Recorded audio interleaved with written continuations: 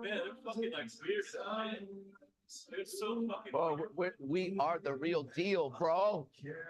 I'm showing it every day. Watch today.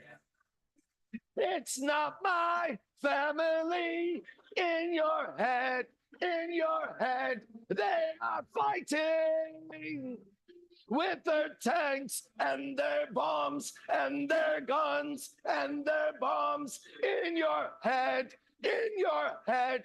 They are fighting.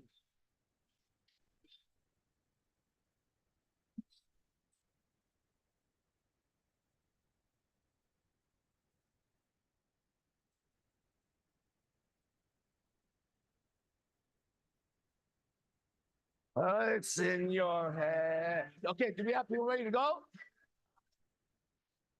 We have people ready to go, Cap? Do you have anybody ready to go? Okay, we'll start in a minute. Who's that?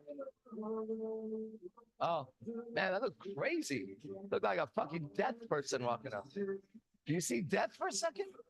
Whose name is that? That's little. That was crazy, bro. He looks-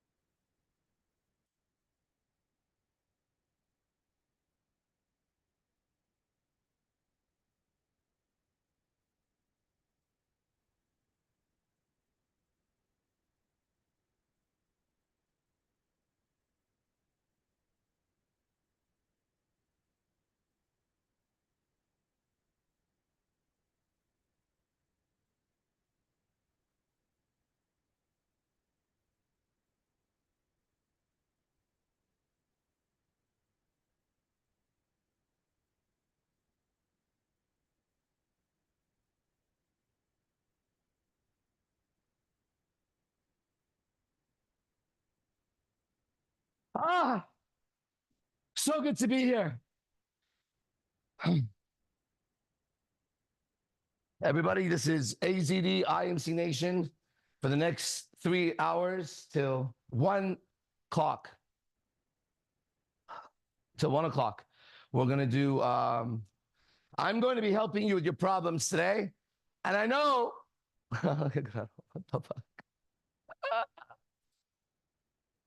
I know that I always help you, but today I'm extra good at helping you. Okay? So bring your problems because they don't stand a chance. Now, in order for you to get the best help, 2 things. 1, ask a specific question to formulate a good question. I'll help you. Number 2, be honest. Okay? Everything that I'm going to be doing today, first of all, is this. Okay? I'm a man who lives completely unattached to life. I'm here to testify that I have no attachments to life. How's that? For real, you're looking at somebody, okay? And I'm a man with 0 fears. I fear nothing. I'm a man with no plans. I'm a man who knows God. God is real. I'm a man who knows that this being called Jesus Christ laid a path to his God, for sure. And I'm also someone who says that I followed that path and I achieved everything he said his God would give. Eternal peace, kingdom of heaven, healing. All my wishes continue to come true because they all have come true. And now I just wish and it comes true. Okay? I don't cast a spell. I don't imagine it. I wish it, you could say. And it happens. So now I have like unlimited wishes, right? And when you have unlimited wishes, you get tired of money and women and whatever else, and you start wishing for other people to have more money and women so that you could, so that they don't have scarcity around you. And when you have inner peace and joy and love and all those words that are nice, then you also notice that you can't have fun with people who don't have that. You also notice that, also, I would like you to know, 47 years, this body has been going around the sun, right? And then another year will pass, and this body will go around the sun again. Okay? And it'll say 48. And then it'll say 49. And I can't do nothing about that, by the way. It just kind of goes like a clock around the sun, right? And then it'll be like 60. But me, I never grow up. I'm a kid. I hate school. I hate teachers. I hate going to church. I like boobies. I like swords and superpowers. When I go shopping with girls, they're shopping, I'm playing Star Wars in my head. And what else about me as a kid? I'm a kid, and I'm never gonna grow up, okay? Ever. But my body is gonna keep going through around the sun. And maybe one day this body will be 60 or 70, right? But I'll be in here still glowing like this. I know that for sure.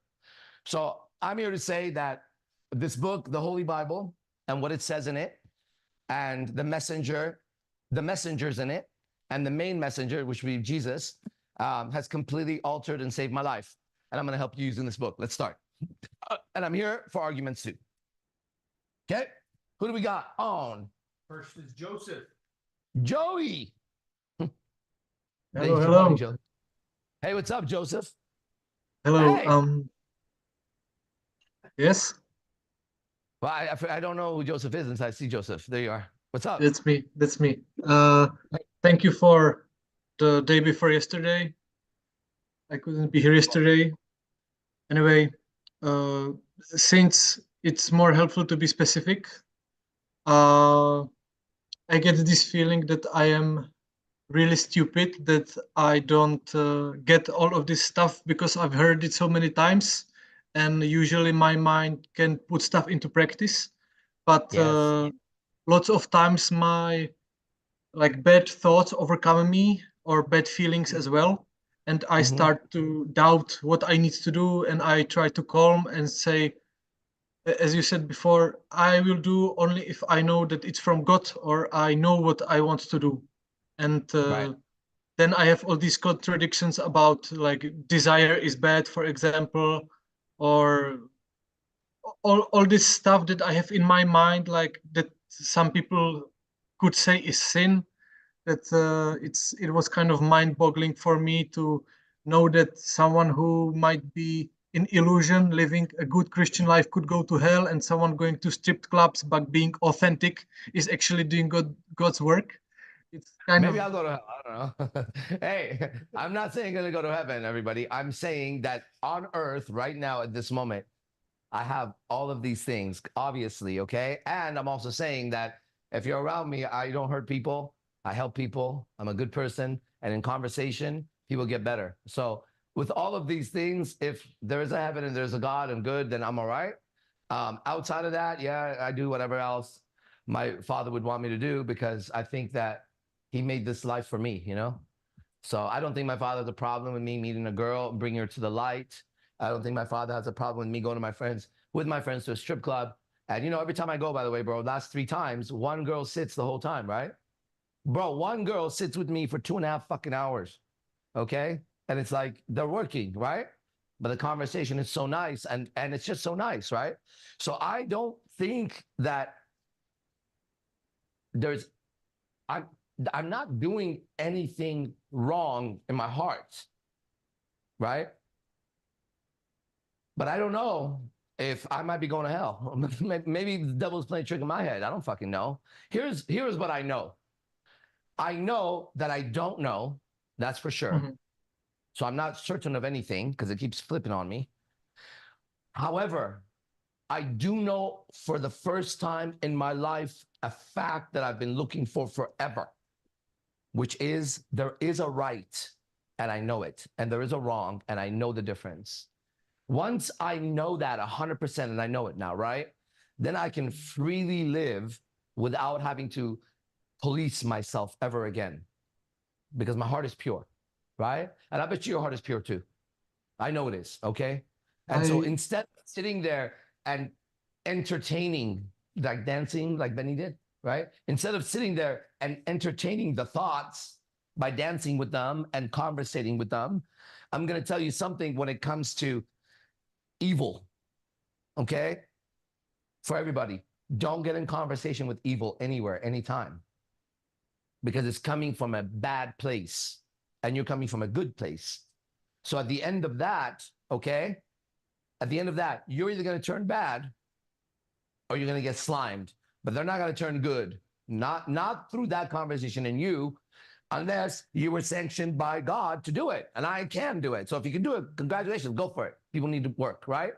However, until that moment, nobody should ever conversate with evil. And the biggest evil is in your head, not outside. You should not entertain and dance in front of and bring tea to and say, come in, watch movies with me, any thought. Okay? You should never feed, here, have some food, any emotion. Thoughts, they are entertained. And that's how they keep going. They thoughts like to sit down and talk about things. Thoughts like to debate. That's what a thought demon would be, right? Or a thought would be in the head.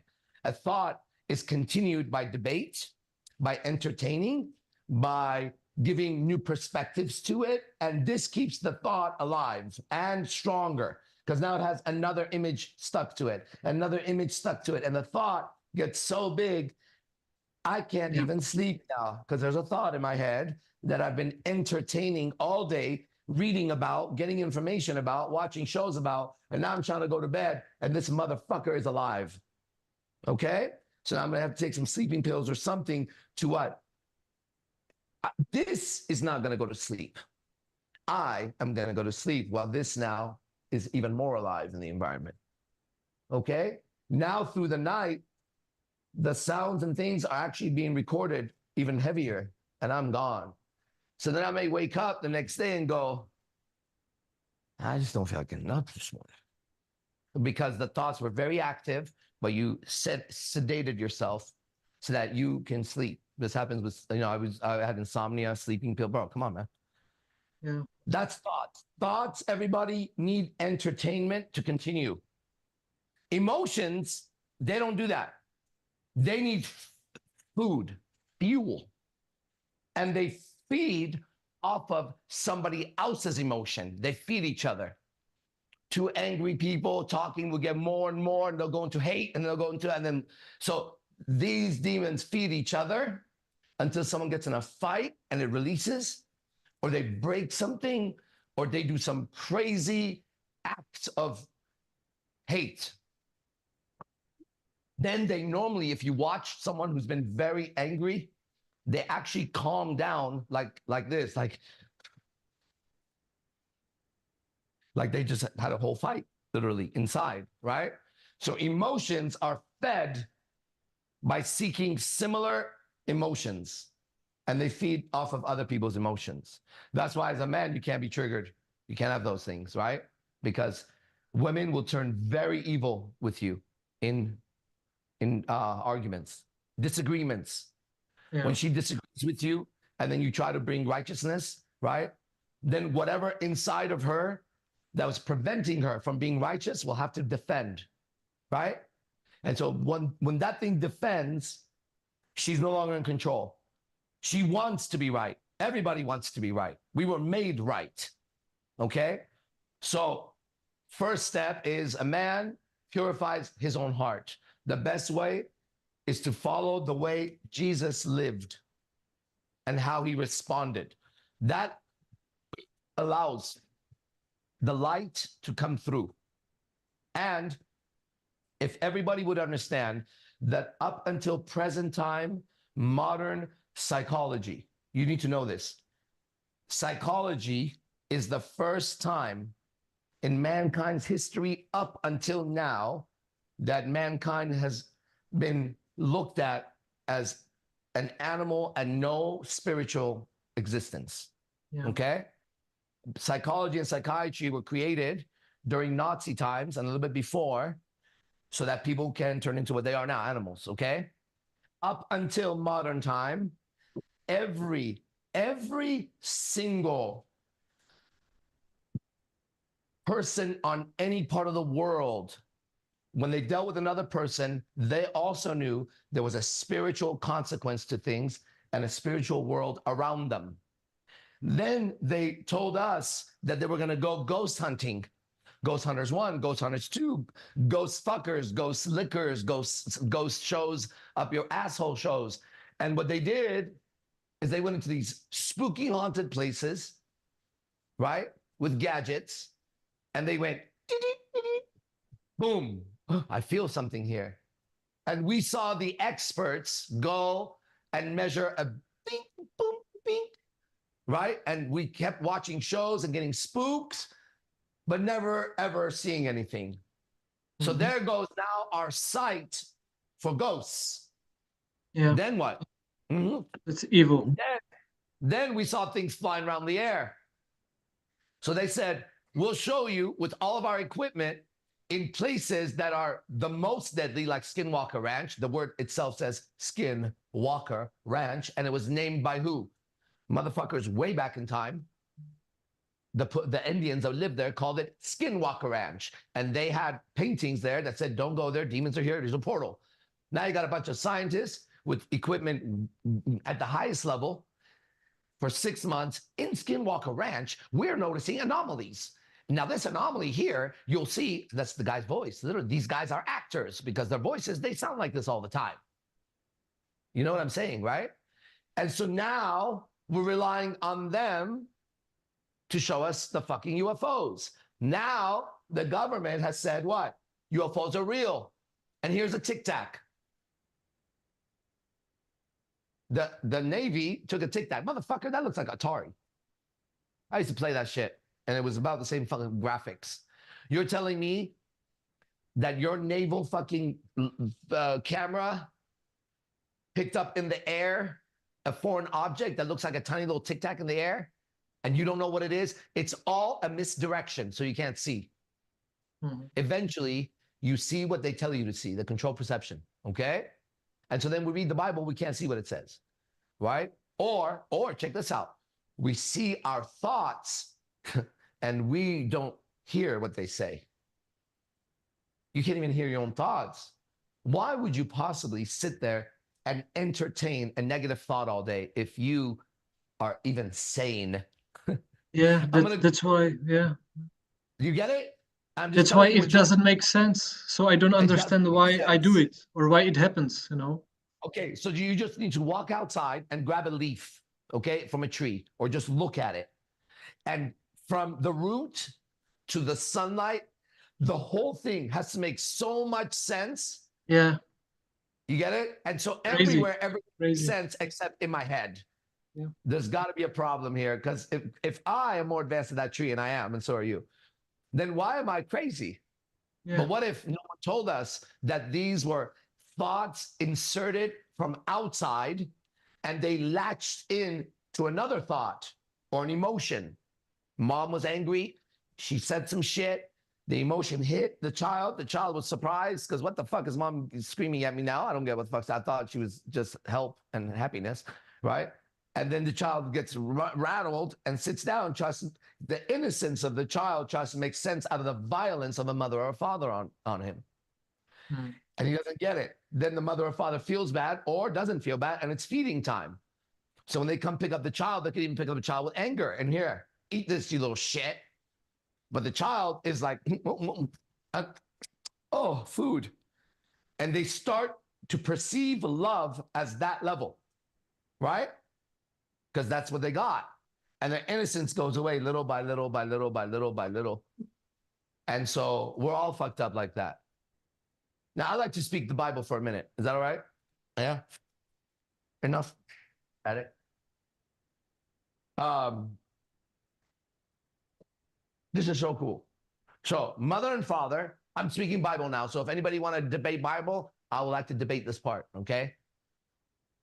The mother and father have a child, right? So, you got dad's seed, mother's egg. Bing! All right? If we say, at the moment when the baby is conceived and begins to grow inside, if we said, who does the baby belong to? Let's take a vote. Mother? Father? What?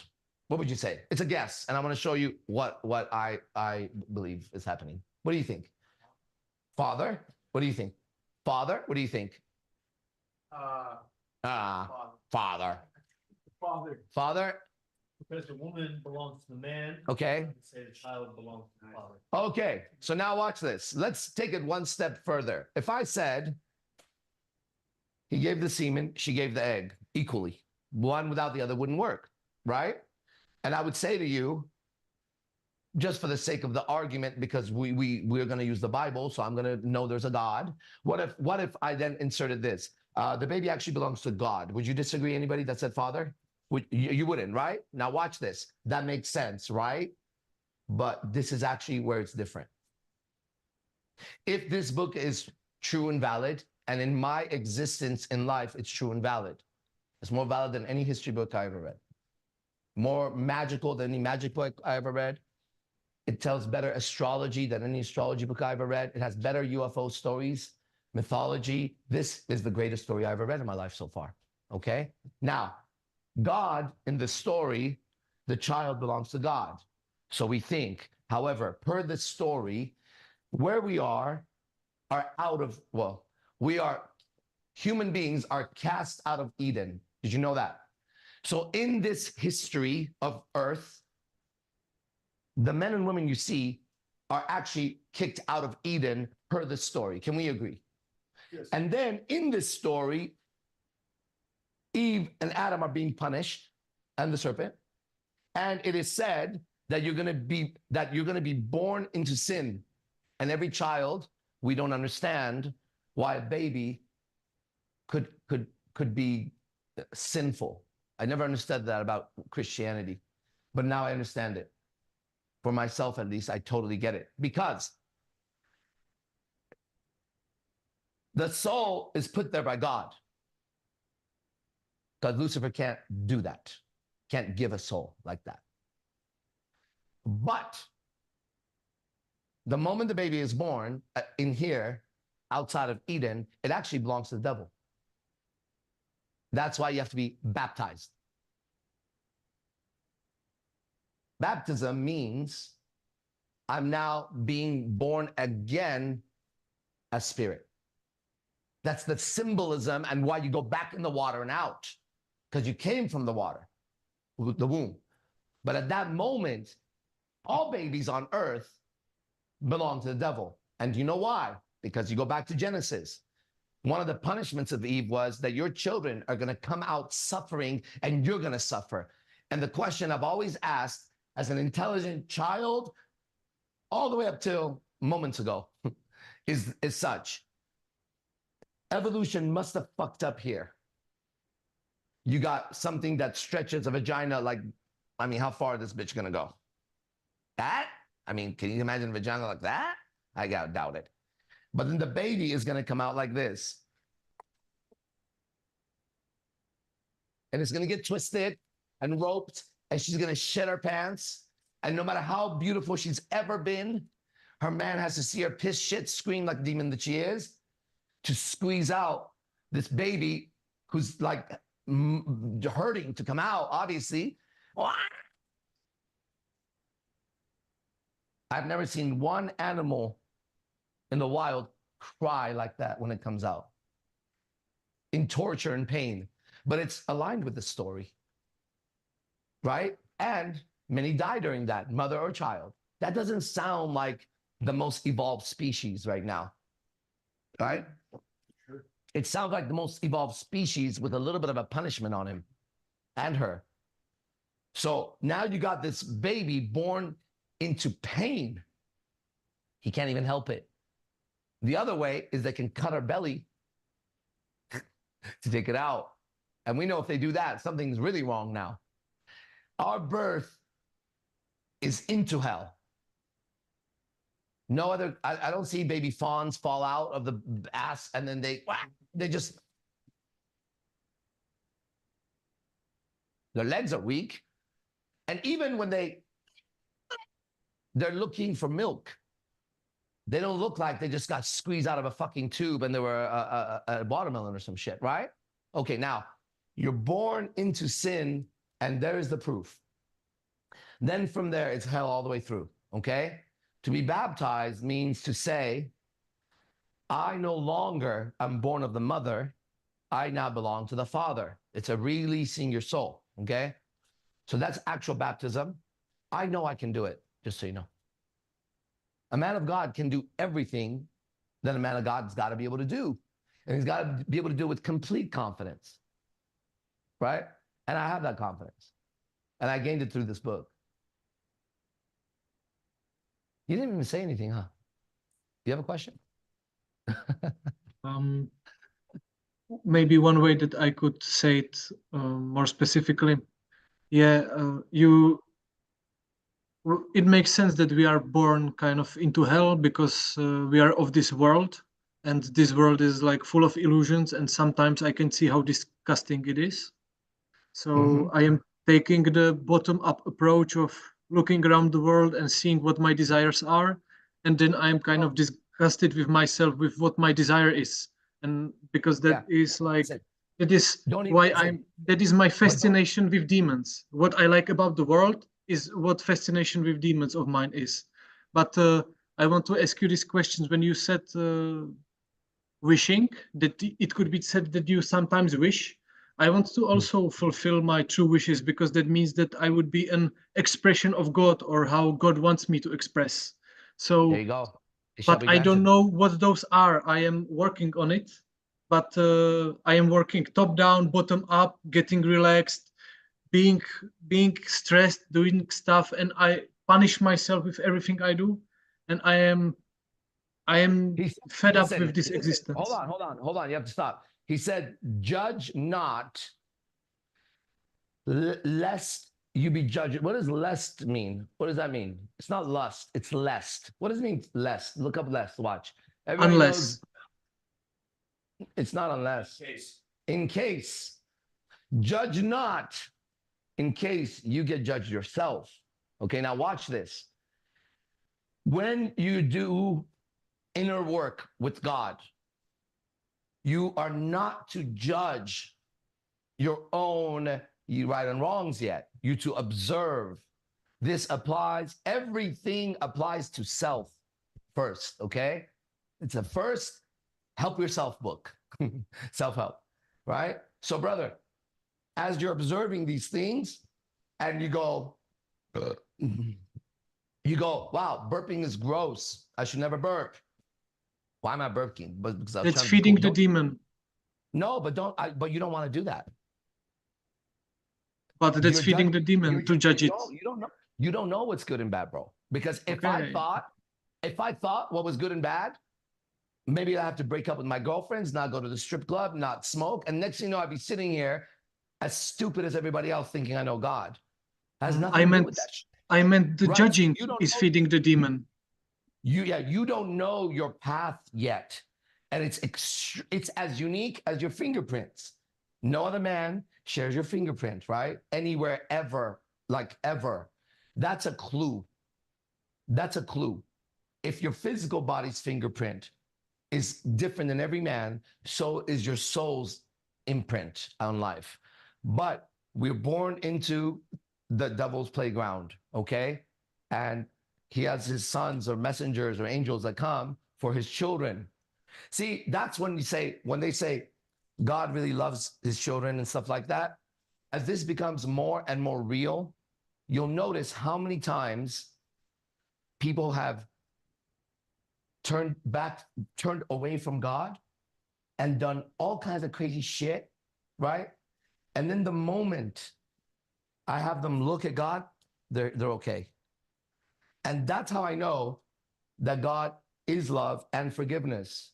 Because if anybody betrayed you as much as you betrayed God, if he was real, man, you would say, fuck that motherfucker. He's just an ant, right? However, everyone knows as a human being that your child could come out fucking retarded and deformed and it won't You would matter. love In fact, you might protect him more, right? So if there is a God and if he built us from his image and his breath, then he would have the same love we have towards our retarded child. Why would it be any different, right? And so you could say the people here have become his not retarded, some of them, but mostly bad, disobeying children. Now, the thing with faith, people can't apply faith very well, right? Faith is a word that comes with the word obedience. If you want to have faith in this God, you have to obey the commands of this God. You can't say I have faith, but I don't obey the commands. You must not have faith. Faith means I will obey the commands and I have faith that it will, whatever. So people say, I have faith in God. Say, okay, do you obey the commands? All of them, 100%. Well, Friday nights are for drinking with my girls, but they're going to Vegas and, she's not a bachelor. I grew up with her. And the moment you deal like that, it says in here, you shall not worship two gods. You can't. The moment his promotion job is more important than his freedom, he'll suffer forever. And if he does very well in his job, he'll get promoted to a higher level of promotion for the demons. If he does really, really well, he might one day own a strip club for demons. I have a brother of mine who owns a strip club, okay? He is one of the most fucked up human beings you ever meet. He waves his gun in the air around his friends, right? I'm serious. He turns to his staff and calls them cockroaches in front of me, right? He's filled with so much anger. And then when he sees me, he comes up and he starts confessing and crying and saying, I don't want to be like this, man. You don't understand my life. I don't want to be like this, bro. You're the only one. And this is before you knew what I know now, right? And he's like, look, I'll pay you $5,000 just to come talk to me for an hour, but just you and I. I'm losing myself, man. I'm losing myself in the drugs. I'm losing myself in this shit. This shit is bad. I'm losing myself, right? But on the outside, he's an extremely good-looking guy, extremely successful, a lot of money, probably the finest women. Like literally, I think that has the finest woman out of everywhere I've seen, right? Is his club, right? He's one of us. He's one of my brothers, one of my students, right? And he's going away, right? So I message him every once in a while. And if you keep getting promoted with the devil, you end up there in any area. But with the light, you don't even have to worry about that at all. Like it's not even whatever. Yeah, whatever. I want that. Yeah. I want that. You have it. That's why you're seeking it, because you already have it. Once you know you actually have it, and the seeking of it was a distraction from it, then you just sit in it all day. And if nothing happens, nothing happens. If something happens, something happens. When it's time to eat, you eat. Right? When it's time to sleep, you sleep. It's not about the clock. If you eat, you wash your dishes, because that's what you do, right? Like, it's just, life is so simple. And then if a text comes through, you answer it. If you want to hang out with somebody, you genuinely want to hang out with them, right? So you just hit them up. And if not, you're always good by yourself, because whatever is happening is fine at that moment. And if you feel lonely, if ever, then you reach out to somebody, but it's cleaner. So life gets very simple. And then a woman around you sees how simple you are, but how powerful you are. That's real power, simplicity, right? I am so lucky that I feel like I have a lot of people, or not a lot, but a couple people that are at your state of mind in life that I can talk about these topics. If then they've Right. been also telling me that I might have it, that I just need to accept it. But how to dwell in it, how to stay in it. I've been working with the mechanics that I want to get lost in my environment, not to be in my mind, but at the same time observe my inner space, accept everything. No effort. You're putting effort to do that. Do you get that? You're doing that with effort. You're not supposed to try to observe the environment. You're not supposed to try not to think. That's another thought, another observation. But right now, all you need to know is everything I keep saying. Keep reading that book and just sit in it. Don't try to sit in it. You're in it already. Again, these conversations you have to have and go back and come back, right? Don't look for that moment of enlightenment because time is not like that at all. When it happens, bro, and it's gonna happen for you. It's gonna happen in a surprise. If it's not a surprise, if you got yourself there, I promise you it's a lie. I promise you. Yeah. It has to happen.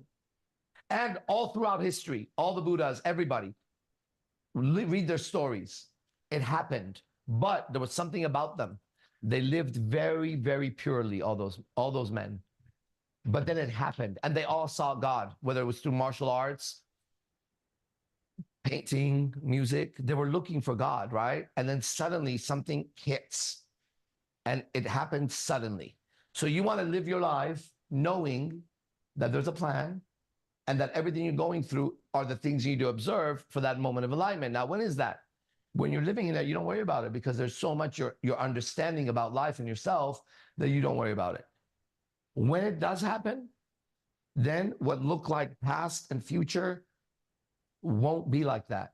Yeah. It'll look like your entire life was now because you could access whatever you need to, just like when you think about it, but it doesn't go like this in your head. Okay? It goes like this in your head. And then it goes like this. It's like then- I wouldn't even allow myself to do it because then every thought of mine would become true. And there is like this inner belief that whenever I held it for a couple seconds or by grace it happened, I I scattered away from there because I was too scared like of it or of myself. Something in you was scared of it, that's for sure. But it wasn't you because you were seeking it. You know what I mean? Bro, you're on the right path. Keep going. Stop trying to figure it out. Okay? But I understand. I understand how those words sound. I understand how they feel. And all I got to tell you is it's perfect what's happening. So keep doing it, in quotes. Just tell me to calm the fuck down and I will. Calm the fuck down. Okay. All right. Yeah, Thank you for today. You're welcome. Calm the fuck down. Okay, who's next? This is so fun. I have a lot of fun today. No one else has replied that they want to speak. Okay. What do you think about that? Born into. I saw where you were going. He owns it. Yeah, that's right. He owns the lease on everybody on earth. And that's why baptism, you have to be born, right? But now. Really, the baptism can't just be the ritual of it when you're 8 days old or whatever. The ritual is a ritual back in. So what do you think about baptism? Does it need to be when the person is mature enough to know what they're doing basically and have come to the light and accept it? Like it has to be like an internal decision. Then yeah. The dip is after here. You don't do this, then this changes. A person has to be like, I've seen the devil, I've seen his works, I'm not okay with this, I'm a sinner, I don't want to be this anymore, for real. I give my life to Christ, to God. I give everything. What about your Friday nights? What about the alcohol? Whatever it takes. Whatever it takes. What about your job? You got it. Why? Because I've looked and it's all wrong and I cannot live like this anymore. I must kill the evil in me. Okay, come in here. Get some witnesses. Say the right words. Now, who's saying the words? That motherfucker better be pure. You know what for myself, okay, because that's the role I've been given my whole life. To be a preacher of the word, of any God, if he helps, okay, is the most powerful position on earth for me.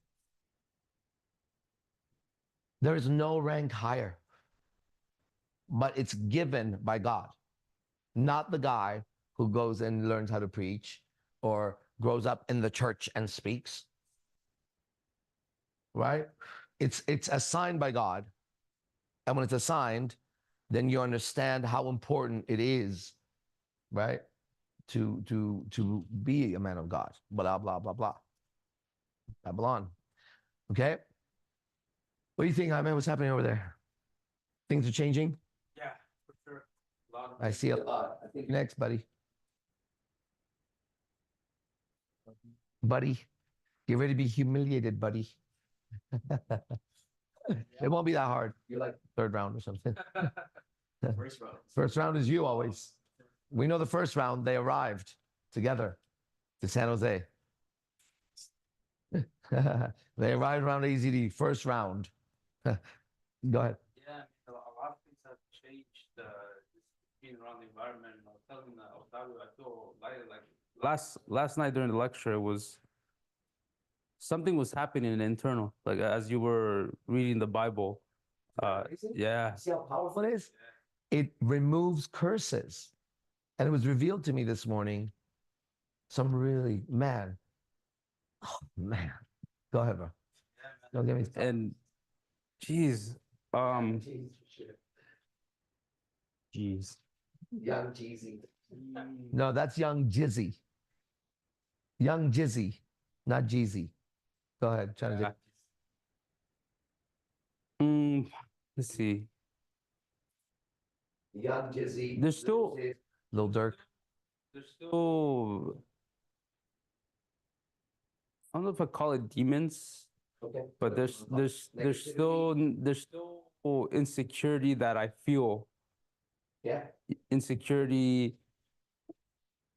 and I'm like, how do I get rid of that? I'll give you an example. So last night was a big test for me Hell yeah. because it was my first time at that club that we went to, and so What a shit club. But hey, did I turn that motherfucker around or what though? Right? Zay, remember when you and I and Will in the back? And I said, this is an unfriendly fucking place, huh? And then when I came back, I said, well, too late now. They're gonna have to be friendly now. And then you guys saw what I did. By the end, it was again our space, right? Well, what a bunch of fucking assholes. Men, women, and children there. Right? Bunch of dicks. Fuck you. it's the experience I felt. It's so Asshole Yeah. walked in. Everyone. And then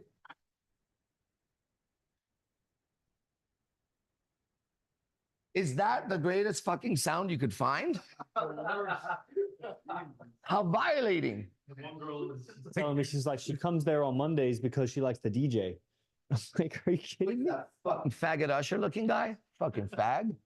Well, anyways, bro, just so you know, that was just like, what would that be like? I don't know. Go ahead. Yeah, that was the first thing I know. Oh fuck! I'm like, that shit's annoying. Like it just like we're there to have a good time, and then you hear this fucking horn. It's like, all right, You know what the girl said to me? She goes, I'm from the hood. The first time I heard that, I thought we were getting raided.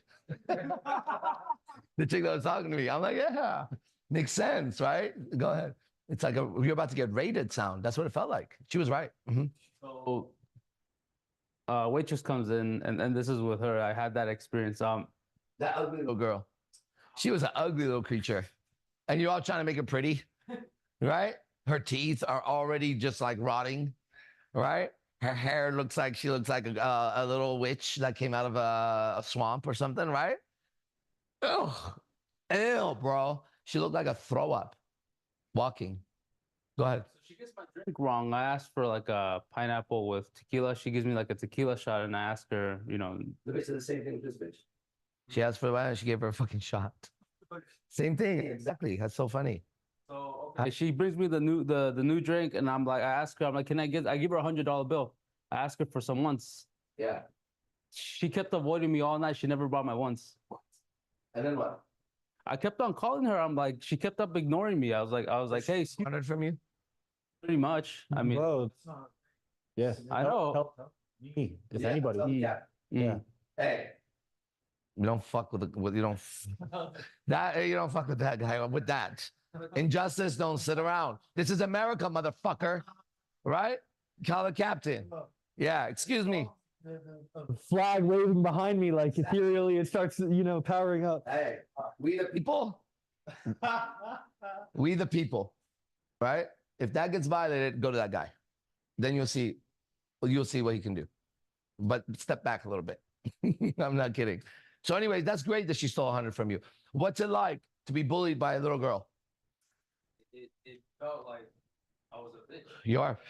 Yeah. I was like, man, I'm being tested right now. I feel like a bitch. What kind of test is that? That's a little. Girl that has your money. That ain't no test, bro. That was going on through my mind, and I'm like, did I really just get bullied by this fucking little girl? Like, what the- Listen. Meanwhile, you're getting bullied by your thoughts. yes, You see how that goes? yes. Meanwhile, you think you're making yourself okay. You're actually getting bullied by your thoughts. Second move. You think you're thinking that. The same negativity and thought that created that is now feeding on that, and it's about to call up some emotions for you too. Yeah, that's what they do. Okay, go ahead, keep going. The night, it was just me going through these fucking roller coasters of emotion. Don't just ask somebody, bro. Hey, what do I do? What would happen? And this is another thought. It's like, this is the devil, and like, I don't want to make it a big deal. It's all right. It's just a test, and that was me the whole night. I didn't enjoy the night. Yeah. No, Shit, you were having a conversation. You would have a terrible conversation all night about yourself. Hey, you spent 2.5 hours sitting there talking to yourself about yourself and how terrible you're doing. I was like, yeah, and that was my so I was like, okay, cool. good job. I just That's it. observed it, and I'm like, okay, something needs to change. Are you coming out tonight? Good. I decided today that I'm also going out Wednesday nights, just so you guys know. I know if it's too much money for you, I understand, but I'm going to go out Wednesday nights too. Okay, it's important to do this for me. So come tonight. Sit next to me tonight. Today. Okay, nice, dude. You look great, man. Yeah, really good. Anything else? No, I'm waiting for that moment of like, oh, here's gonna come like, of like when I see I kind of like what forget the gentleman's name, but Yeah. like I'm seeking for the light too, but like course. when I find it, when is that moment? So I'm waiting for that moment, or I'm Let's put it like this. Everybody, okay? As a clue, just so you stop worrying about it.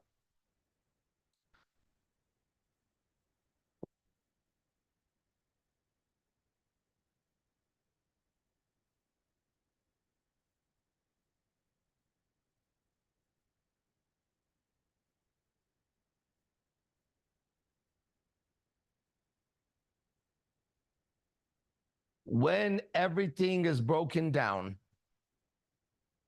and you've tried every door and you just know that you're not going to make it. Okay? In that neighborhood, maybe. It's very far. That's why I say you got to go through hell to get here. Right? So don't look for it yet. It's a while coming. It's a while coming. Okay? First, you're going to have to go through whatever it is that comes from the outside like that affects you. At some point, nothing from the outside is going to affect you, but you're still affected. Then you're going to realize it's in here. As scary as that was, it's more in here, scarier. Then that goes, and then goes and goes. And all you need to worry about is, in order for you to have the freedom that you want and deserve, you're going to have to go, let's now use another term. We're going to use karma. You're going to have to go through the karma that you've accumulated, which is the past actions. You get what I'm saying? That's not going to be easy, everybody.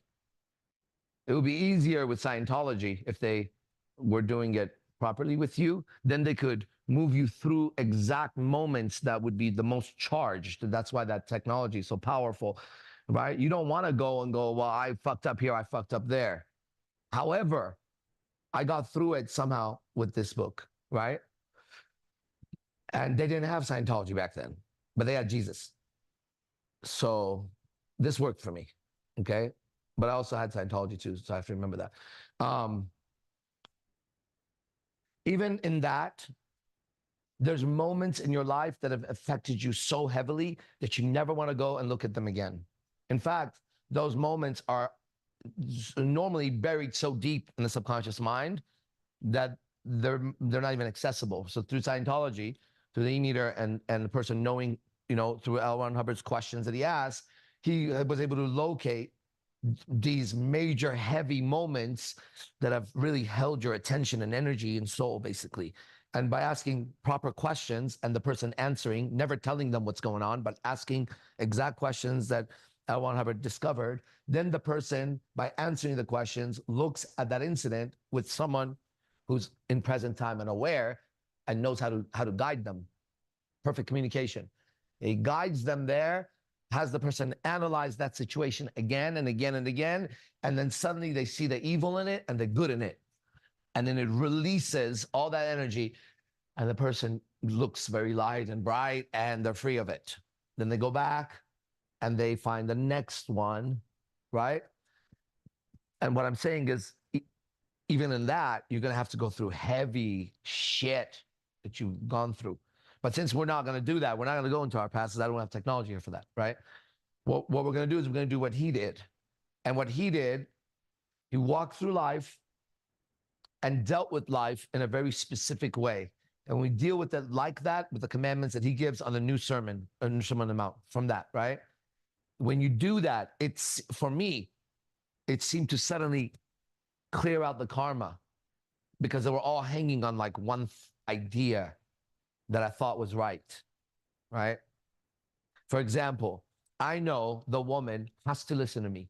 I've known that since I was a boy, knowing my mom should listen to me. This has never changed in my life, right? I had all this information. Why? It's better for her survival. No shit.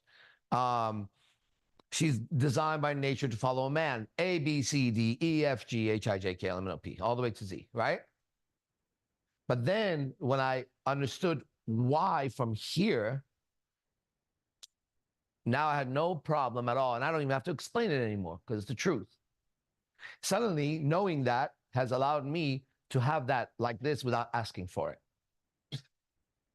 I don't know why I'm telling you that, but probably helpful for somebody. Cool. Okay? Anything else, Hamito? Nah, that's it. That's it. It's by your foot. All right. Anybody online? Thank you. Oh. Disappeared into thin air. All right. Who else here? That's okay if you can't find it. It was my little wand. Oh, I have a question online. It's from a woman, okay? It's a good question. So let's see. So I lost my pen over there somewhere. Oh, you know where it's at? It's in your backpack somewhere. Check your backpack. Look all around it. Can you answer this question? All right, question is it in there? Magic. Bro, it fucking went into here. It was like this. In there, right? Isn't that amazing? There you go. Now, obviously, I didn't do that, but I did that because I knew that. But I couldn't be able to make that pen fly out of my hand into his fucking backpack and disappear. Okay, the question is, what if the man... Wait, no, that's not it. How does a woman deal with loneliness if she is not in a relationship and wants to be in one? Now, this is very interesting because actually in the wording, it tells you where the curse is, okay? And I'm going to show you first, and then we're going to break it down, okay? Whoever was asking, listen. How does a woman deal... Man, I wish you had this gift, but that would be stupid wish. You're going to have your own gift, and you're going to see the world through the eyes that you need to see, okay? But it does not look the way it looks to you, and that's why I know how to answer it so easily. How does a woman deal with loneliness if she is not in a relationship? Ready? Watch this. This is the curse. And wants to be in one. Let's start there. The loneliness is a symptom of wanting to be in a relationship. Now let's start again. She doesn't want to be in a relationship. She's not lonely anymore. Wouldn't that solve it, first of all? Yeah? Because how does a woman deal with loneliness if she's not in a relationship but wants to be in one? So it doesn't matter if she has friends. It doesn't matter if she has activities. She wants a relationship. She's going to feel lonely until she has a relationship. That's a desire that is keeping that woman lonely, right? So if we think of loneliness as a thought or a feeling, loneliness, it's both, okay? It's both. If you think of loneliness as a thought and a feeling that are attached to each other, right? When you feel lonely, it's a feeling. It's not necessarily when you're alone in your room. Sometimes you're alone and you don't feel lonely. So it's a feeling for sure. And it doesn't have to do with the outside always. Sometimes you want to be alone, but you're not lonely during that time. Someone says, but you're going to be lonely. You say, no, I just need to be alone. There's a difference, right? Sometimes you're surrounded by people and you feel lonely, right? when one of our brothers visited this weekend for residency, right? He was surrounded by his brothers, lonely. He was being outcasted. We don't want to play with you, man, because we're bullies. I was the biggest bully. Every time he'd come around, I'd get rid of that guy. I want him around me. So he was around a lot of people, but lonely. So loneliness is not outside. It's a feeling inside, first of all, right? Now, when does one feel lonely? It's not when you're not in a relationship, because a girl in a relationship feels lonely. Did you know that? She'll say to her boyfriend or husband, I'm lonely. And he's like, oh, so who am I here? She said, no, it's not that. You work or you do this. Like, I feel lonely. I want a dog, a cat, a baby, a friend, a vacation, a work, a job. So she could, just so you know, whoever's asking the question, there are many women in relationships that are lonely. Is that a fact, or am I fucking making this up? So far, we know it's a myth that being in a relationship doesn't make you lonely. But you've been given a wrong idea that's stuck to you for a long time. Love you long time. And the idea is that if I had a man, I wouldn't be lonely. Okay? That's actually not true. Why are you lonely?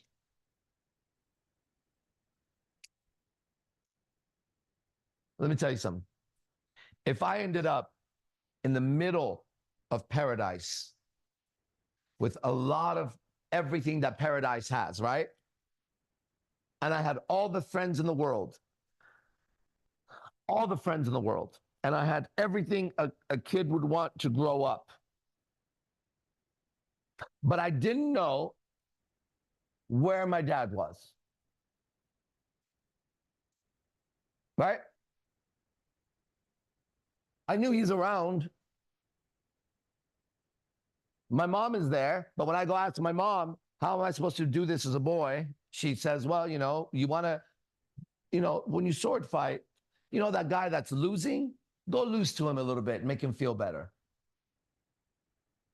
Okay, mom, because that's what a righteous, honorable man is, son.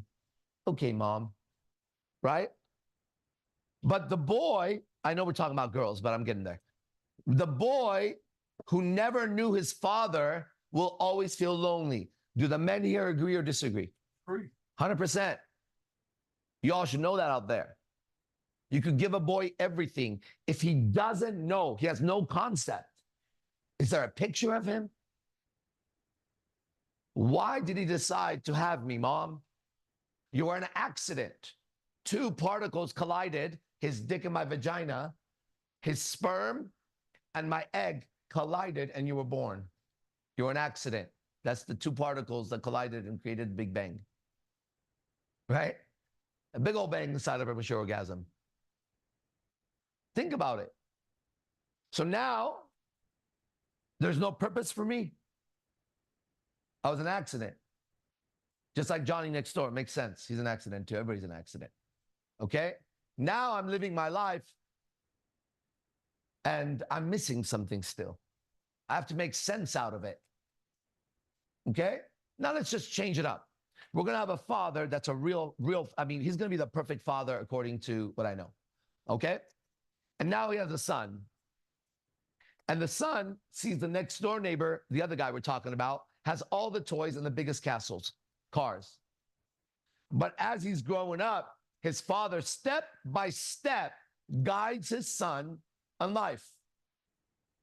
Every step of the way.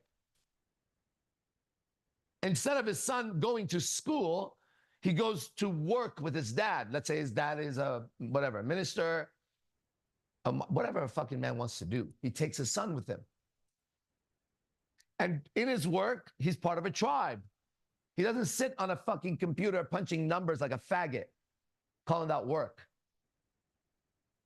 So he's going to be around other men that do men work. And they know that's his son, and they have sons. And so everybody treats that son like a boy. When he comes back and the next door neighbor girl comes over and says, you want to play with my toy? He's like, why are you here? I go to work with my dad tomorrow. He should be watching his dad do a righteous work. And a man doing righteous work would want to bring his son to it to show him he's proud. And he'd be proud of his son. Because he would have had a son because he wanted a son. Not because they were fucking 300 times a month and they had a son and they tried not to have one. Listen, you guys as men and women can have all kinds of sexual gratification without having to insert your dick inside of her and come inside of her, just so you know. That final act is the devil if it's not for a child. Because you can get all the satisfaction. And have you ever been with a woman who would risk your future, her future, the baby's future, and tell you to stick it in without a condom? Have you ever been part of that and missed it? When she's hungry for your dick without a condom and she doesn't even know you? What is going on? Right? And how difficult it would be to stop that? It's insane, right? That's insane. But we can't see. So how do we even get into this? How does the woman that's lonely? Oh, shit. Lonely. So listen, a boy who doesn't know his father is lonely. But did you know that a girl who doesn't know her father is lost forever? At least the boy already has the light of his dad in him, stronger than she would. So something in his soul will stir up as it did in mine. And he'll see a samurai with a sword. As a man, he'll say, I want to be that motherfucker. And he'll go to martial arts and he doesn't find that motherfucker anywhere. So he starts to create his own motherfucker while he does it. Then he sees a magician perform miracles on stage. And he says, I want to perform miracles because he knows he's supposed to. His father would have. It makes sense. His father would be stronger than that fucking puny guy on this fucking stage. So then he starts doing magic and he realizes that it's fake. But he doesn't lose faith in magic, which is actually miracles. And he moves on, and in his soul, something stirs and steers him towards what would be in Las Vegas, 2024, IMC Nation. What the fuck are we doing here? So we know that the boy can be saved. He can read another boy's story of his perfect father and perfect upbringing, and he can recognize that that's the way. He's crucial to life, because if life goes wrong, a man somewhere will make it go right if he's around. That's why they're destroying men, right? Because only a man is going to make it go right. Now, what about the woman? When she doesn't know her dad, and I've dated many girls who don't know their dad. When she doesn't know her dad, she's always lonely, and she'll always seek a boyfriend to fulfill the role of dad. And she'll act like a brat and not like her wife because she never had a dad. So she challenges him all the ways she would challenge a dad. And when he's the perfect dad, she grows up right under him.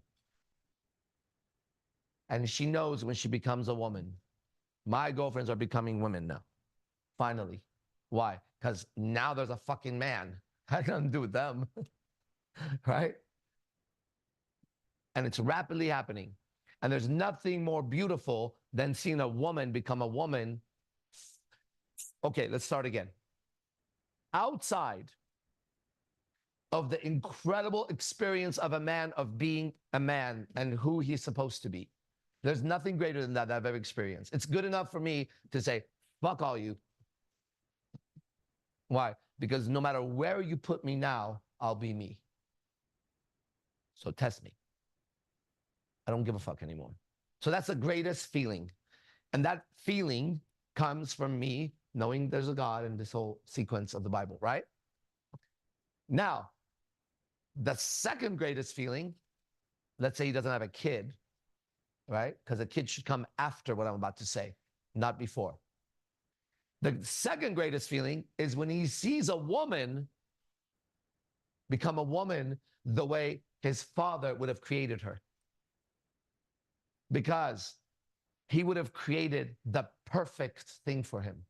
In fact, in here, she was taken out of Adam's rib. Our ancestor in my life is Adam and Eve. So if you go, Arash, where did your body come from? What are you from? I would say Adam and Eve, mom and dad. Right? And then I would say, dad a long time ago made a big mistake. Right? And later on, the same guy who created dad had created another one called Jesus. And he loved dad so much, that's why he breathed life into the ground and put him in Eden. That was his boy right there. He was taking care of him. He loved him so much that he sent his own top guy to teach all of his sons, because imagine having a son, then imagine having a grandson. And I only know that because my father and my mother both vouch that they love the grandchild more than, no, let me try again. My dad never says that, actually. He never says that. No, he doesn't say that. My mom, right? That the grandchild is more precious than even her own children, right? Which is not a bad thing at all. I'm just saying, right? We would be the grandchildren of somebody, right? And so for the woman that feels lonely is because you don't know your dad. How's that? And you're going to go find a man and you're going to read righteousness into him. You're going to say, he's wearing a cross like AZD or his people. He goes to Bible study. He's a minister.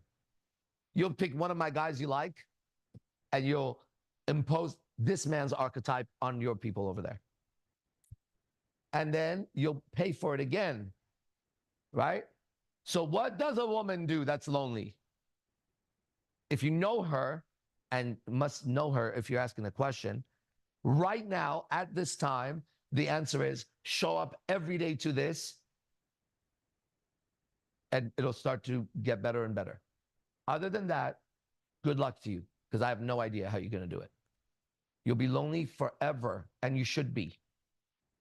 You should be burning in the hell you're burning right now, okay? Loneliness is the least of your problems. Loneliness is the one that'll bring down some of the real fires going on in your heart. You see that? At least you could be distracted. That's a big enough distraction, a boyfriend, to have you stop looking at what you should really be looking at when you don't have a boyfriend, right? Which is why, as old as you are, probably as pretty as you are, because I don't see any ugly girls up there, why you've failed so many times in life. Why your life right now is truly a disaster. made of matchsticks, ready to burn up or kick down. That you know nothing, that you have no friends, you don't know that anyone loves you, you don't know if there is love, you don't know if there's God, you would easily shake hands with the devil to give you what you want right now. That's your condition, and your escape is to look for a relationship, thinking you're alone because of a relationship, or lonely. No, you're lonely because your heart is black.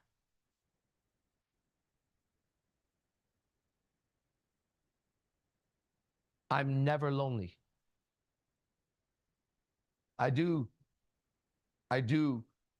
joyfully want to hang out with my friends. And if I text a girl to come over, which is very rare, it was none for a while. I was not allowed by the Father. But now if I have the desire to do that, it's because out of the list of endless women in my text, it's going to be the one that in that moment I would enjoy hanging out with that has nothing to do with sex. So if any girl gets a text, it's because I'm thinking about her and I would like to talk to her, and I'd rather do it like this than like this. And it would be somebody that I actually care about. Now, if she wants to come over and have sex, that's her prerogative. So it's just very nice. Okay, hold on. The question comes, by dad, do you mean God? No, I mean earthly father. You don't know your earthly father. Even if he raised you, he wasn't around. He wasn't a dad. He was a mom. There was two lesbians. What is it? Lesbians. There was two lesbians raising you. One in a male body, softer than your mother. Do you know that men are softer than the women right now? One of my girlfriends and I go to some fake sushi place, and to my left is a guy.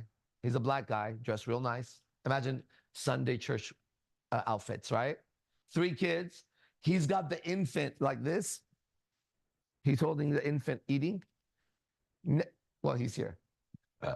Next to him is this little black boy, and he's doing this while he's doing this. Ready? Right here is another little kid on a little phone right in front of him. She's sitting over there looking like a motherfucking vampire queen. Sharp.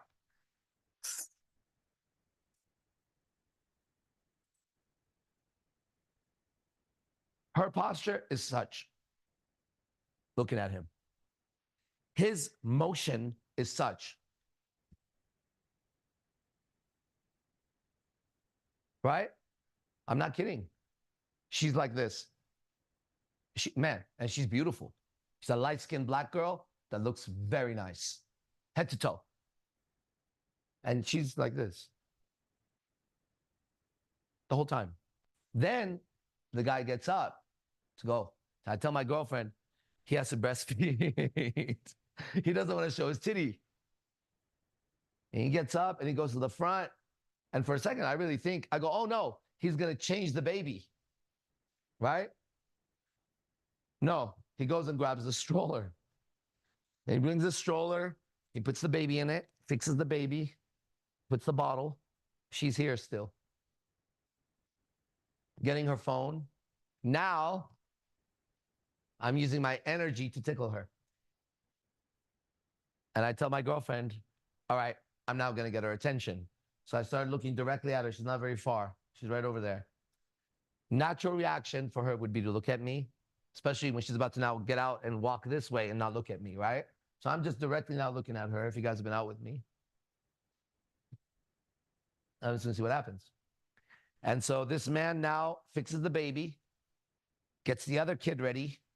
The kid with the fucking phone. Now, as I'm doing this, the kid notices me and looks up. So I give him a little smile. He moves over there and runs to that. She now is taking her time. He's waiting. Here she comes. Doesn't look at me at all. Doesn't look. You'd have to work very hard to not look at me at this point. Okay. She has to go past just like this. It's just like this. She gets up. She goes slow. They walk. He's pushing the stroller, holding the baby, and she's elegantly walking through. Said, did you notice? She didn't even look one time at me. Bitch knows what she's doing. So he's very soft, but he looks like a big black man. Okay, that's being eaten alive by some kind of a fucking venomous creature inside, right? So even if you had a dad, I bet your mom was wearing the fucking pants. Okay? So that's not a dad, right? That's not a dad. There's absolutely zero argument between man and woman in a healthy household because the roles are clear, right? We have roles here. Any organization has roles, right? And so it would be weird if somebody who's like in charge of this group and gives the orders to whatever group for then someone to argue with that person. Like, then why are you in the job? Right? So a woman gets a man so that he could lead her properly in life because she's wrong every single time. Right? So in that case, I'm going to have to order you what to do, just like the Lord orders me. And it's not voices in my head. Okay? I've overcome the voices in my head. I don't have voices in my head.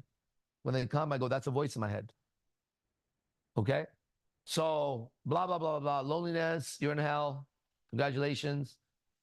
Come every day if it's important to you.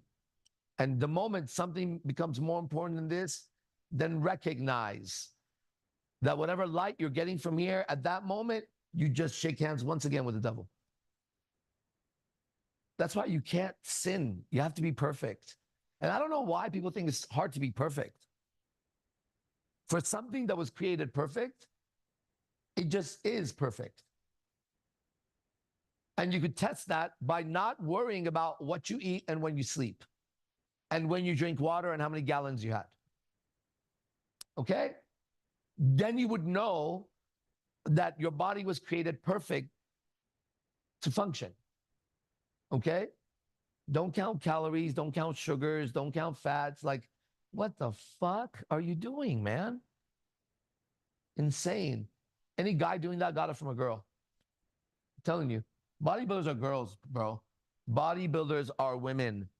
Okay? A bodybuilder is a chick.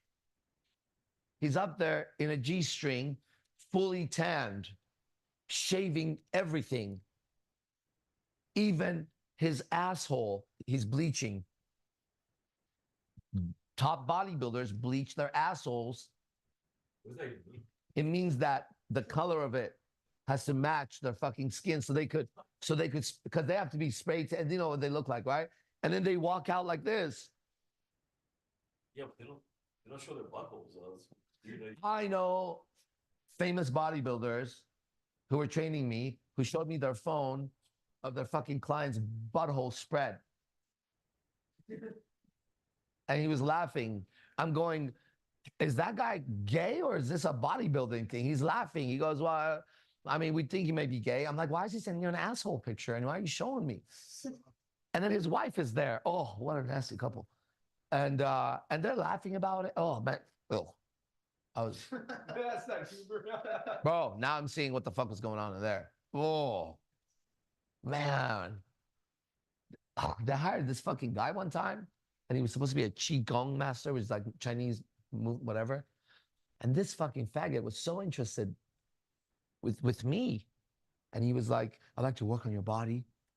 You have energy, whatever, blah. Everybody sees the light in the Rosh, right? And so, yeah, fuck yeah, you're a Qigong master or whatever, right? You're wearing all the right outfits and shit. You're speaking that quiet talk, right? These fucking nasty demons that I'm connected to are man, I'm ready to do this. Now I'm gonna tell you some weird shit. Okay? Yeah, you know what's coming. Yeah. Here I am. Okay. And I don't want to take any of my clothes off, first of all, which would be a clue, right? So I say to him, it's Qigong, right? Energy. I'm gonna keep my clothes on. And he's like, oh, okay. All right. We could start like that. So this guy starts doing shit. I start thinking about my dick getting hard. And I'm like, whoa, whoa, whoa, whoa, whoa. I'm ashamed, right? I think there's something wrong with me. Can you imagine, right? I'm having a fucking conversation with Gio and I start getting a fucking hard on.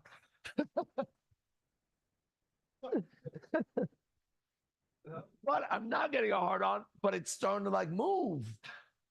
And I'm starting to panic. Like, hey man, what's going on with me? Right? Anyways, I didn't get fully hard, thank God. But then he kept wanting to work on me for free. Right? That's even more weird. Bro, now I can see him now. These guys were this group of just sex fucking fiends and druggies, man. They were so nasty, man. You know what? I really love him, actually. No, he's like one of my good friends. I'm just realizing how dirty he was. But he's, no, really. So when they're doing that, they're touching you, or like they're going over Massaging me, but like pressure points, kind of, right here. So then I'm thinking maybe he's releasing some fucking shocker or some shit into my dick, right? But dude, I'm a fucking guy talking to a fucking another guy, and he's like touching my body, and my dick's starting to tingle, right? And I'm like, man, this is fucking weird. So the whole time, like Jaime was talking to himself, this dude's massaging me, telling me about qigong, and I'm just being like, don't get hard. That's weird. Then I'm like, don't think about your dick. And I'm like, oh my God, bro. Right? It's in this moment that somebody with less light who didn't have girls might watch a show that says, have you ever thought men were attractive or felt comfortable or happy? Or you know what I mean? Because I bet you that faggot was doing younger people than me. That's what he does. And I know for a fact what he was doing with women because he told me, right? That he would use that to have sex with women. But that's a conversation every man has had with me about every subject, just so you know, at some point in their life. I've had every man of every field tell me. So I can't be lied to, from surgeons, bro, to police officers. Man, ain't no one person. I've been with preachers. I've been all of them. They all want to fuck. And they're all using what they do to fuck. Uber drivers, janitors, right? Grandpa, dude in the elevator, right? The old dude in the elevator, when the chick walks in and his hot walks out, you just turn to the old dude, nice song, oh yeah. Right? Fucked in Vegas, old man. Right? It's dirty, right? It's dirty. And we've done it, but we didn't feel right doing it. And that's what I'm trying to show everybody, right? You just felt guilty. You should feel guilty doing weird fucking shit. You felt shame. You should feel shame when you do shameful activities. It's shameful for a woman to go dance in her underwear tonight, right? And then try to act like I got it going on. I love hearing them talk. Don't try it. You'll get slapped. They tell me everything, and then, I listen so well. You see on my body, it's like, yeah, yeah, yeah. And then, I preach back, and then they go, and I go, do you know why this is happening right now? Because you're actually so fucked up that you can't even see it right now. Huh? All this shit you said is bullshit. This is last night. You are in hell. How are you going to try to tell me that this is okay? All right? You think I'm a fool here? Huh? This is trash.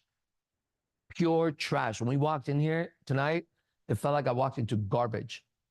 And you're going to try to tell me you're doing something that you want to do? Did you really fucking want to be a fucking stripper? Is that what your fucking goal was? I'm like, when's the last time you had sex? She goes, it's been a while. I said, I could fucking see it when you dance. How long? She goes, 2 years. I go, why? She goes, I can't find men attractive anymore. I said, then get ready to be a lesbian. And she goes, I'm not going to do that. I said, you're going to do that because that's what happens here. For sure. Or get ready to be addicted to some kind of drug. I said, you're a woman looking all fine and you haven't had sex for 2 years and you can't even be around men and enjoy the time, right? You're fucked up, dude. Telling me like you know God and shit. I said, you know the devil and that's what you know. And you're her daughter and that's why you work here. And that was my conversation with the curly hair chick last night. At the right moment. Because then, and it was no negativity in it. right? Blah, blah, blah. I could talk all day. So you should talk now. 11:25. Okay, let me see what all this is here. Anybody else?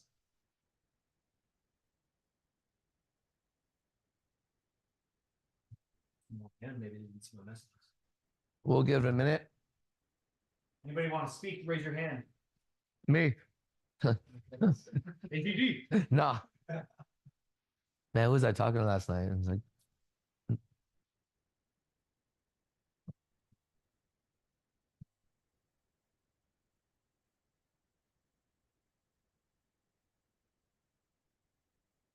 whatever is preventing you from asking the question, right, is the actual jail cell that you have to get through. And then you learn something when you talk to people. Everybody has the same problem. You think it's yours. Like the guy yesterday thinks he's the only one that talks to himself. I'm like, do you know everybody here has voices in their head? He's like, no. The Persian guy. Oh yeah. Remember? I'm like, serious? He goes, no. I go, you think in Farsi. I go, you think you're the only person who has these thoughts running at night? He's like, yeah. And I was like, dude, are you kidding me? What's up? Yeah, so Get on camera. Good looking. When are you going to become good looking? Huh? I don't know what you mean by that. I mean, like a good looking guy who walks around like a not good looking guy. Did you know that? No. Well, now you know. You're a good looking guy, right? Yeah. See, that good looking guy knows it. What do you, okay, in what ways? I mean, It's never been. he's up. This is more important. No, okay. Let me go to what I was gonna say. I've met people who don't have voices in their heads. Like I would ask them, like, do you have a voice in your head to tell you like to do something or not to do it? And they're like, no, I don't have a voice in my head. Right. And that's weird because Who was like that? Do you remember? because I meet people and I just have random conversations with people. I also meet girls every night that tell me that they're with God every day. Just so you know. And they're so convinced of it. And that's why I came up with that meme. Oh, yeah. So it's the same thing for you. Yeah. You're running in the street, they don't have voices in their head. Cool. Well, so what? I was like, are you not tapped in? Like, this is the thoughts coming into my mind. Like, are you lying? I don't even know what you're saying. Or are they not tapped in enough with them, their self-conscious? No, bro. They don't know what you're saying or they're lying. Or they're lying? Yeah. Come on. You know how I said, when are you going to become good looking, right? And that's just, like, I never thought of that. Like, where do you, like, now going to that? Like, It's related because everything is one verse when I hear it, okay? So let me tell you how. If I was going to fashion design you in my God's fashion show, I would say this would be the code, okay? The right way to say this, okay? When you stop acting and dressing and moving and behaving like the way your mother wanted you to do, you'll become very good looking. Because you're like a little boy right now, but you're a man. so You carry yourself like a little boy. I'm a little boy, right? But you carry yourself like a little boy. You operate like a little boy. you know, I could see that because like like from what you said, I have a 5-year-old in me. That's how I feel. me too. But that's okay. Yeah, that's how I feel. So that's why I have so much energy. Yes. And going to where you're saying, like, I Bro, never. that's why we've been friends for 14 years because we're kids. And that's what I'm saying. I'm saying you, how old are you right now physically? 36. 36, right? You as a 36-year-old man, right, are, yes, you're a child just like me. You're ageless, right? But your movement and actions and beingness and all that as a 36-year-old man is a movement of a boy who's going to school. You always look like you're going to school. Right? That's a confirmation. Then he's always either getting off the bus to school or getting on the bus to school or going from class to class. Yeah. See, like that. You get it? Now check this out. Check this out. Check this out. Yeah. But you, as a 36-year-old man, will do the same activities, not as a boy who goes to school. And you'll dress for the activities, not as a boy who's going to school, but as a man who has children who's 36 years old. When you do that, you'll become very good looking because you are, but you're holding the structure of a boy. What suggestions do you have? Like how you're here every day. Why don't you quit your job for 2 weeks and see what happens? And just be around us for 2 weeks. You have free AZD for 2 weeks. That's one of the reasons why I moved out here? You know what I mean? But you're not doing it. I'm here. Yeah. I mean, Yeah, promoter. You came here to learn what I know. Well, do you see since we came here how much I've grown? Oh, okay. So what happened? Right? So if you came here for that, something pulled the attention and made it seem like that's for this. Well, I mean, it's crazy because you shifted so quick that like it didn't give me time to really. I would always say, don't blink when you're around me, you miss it. I know. This is what I was talking about. And I think for too long because I missed this shit. Yeah, don't blink. So, but now don't miss it. Don't blink now, because I'm still here and it's still happening, and you're still here, right? So now see it. Take 1 week off. Borrow money from somebody. Here, I'll bet you pay them back. It'll be a righteous borrowing, right? Or we'll all pitch in. Tell us in 1 week what you make. I'm willing to pitch in with whoever else wants to pitch in. And we'll give you 1 week of pay, but you're going to have to be with one of the people that ride in AZD's car on their schedule. So that you have to be with one of them. It's like the movie Revolver. Right? You're going to have to give it all up for 1 week and be around them. Even if you want to stay at Pegasus. Or Eden is open. But you're going to have to be like a resident, right? You'll volunteer too. There you go. I follow him. I follow Cupid wherever we go. He's my eyes. So that's a good deal. Satan likes to make deals, and so do I. So here's the deal, okay? We'll cover your unrighteous pay with righteous money, but you pay it back. The moment it's over, you start paying it back, okay? But we're not going to have a care about it. So 1, we'll take care of that. 2, everything I do is free, but come around, okay? And live in one of these 2 places for a week, or both. If you get bored of one, you might want to sleep next to Zothis. He's cuddly.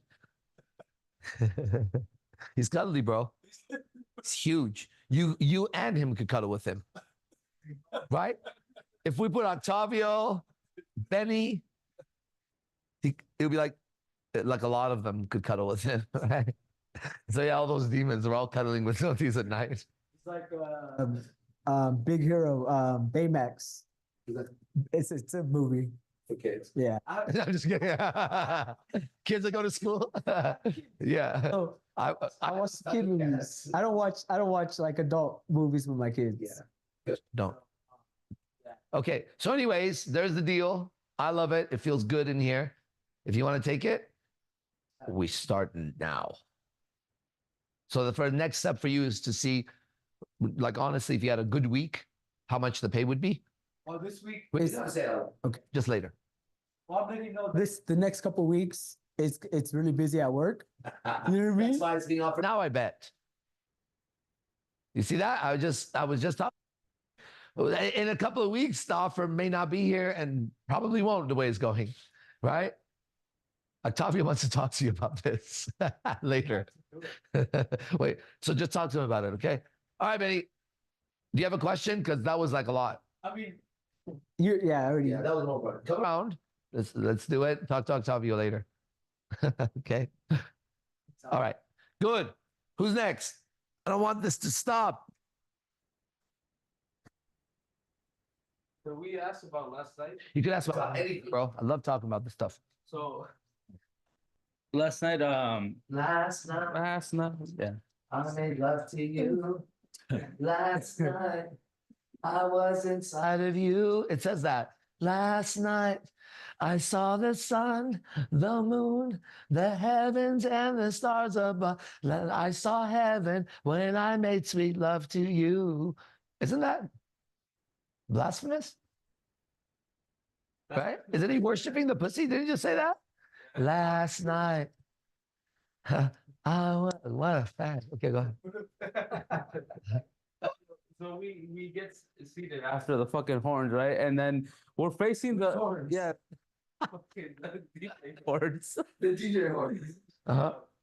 And we're, Oh, we're horns. looking at the stage that's close to the entrance, and then all of a sudden it's like, you know what? The stage is right over there, right behind us. Yeah. And you switch, right? And so we're waiting until eventually a girl goes up, Yeah. and I observe you get up, Yeah. and I see you're moving. Secrets. Go ahead. I see you're moving.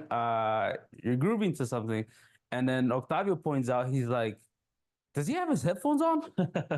Yeah. I'm like, okay. I'm like, okay. And I was just wondering, is like, I'm looking at it, right? I'm observing at you. I'm like, man, you're in your world right now. You're just like, you're not even listening to what's being played because the music did not match to the way you were moving. No. And I'm like, okay. It was matching the way I was moving, which is interesting. Did you see her and me? Right? Who was she dancing for? You. Could you tell? Yeah. All right, so good. Right. But I wasn't dancing to that music, Right. right?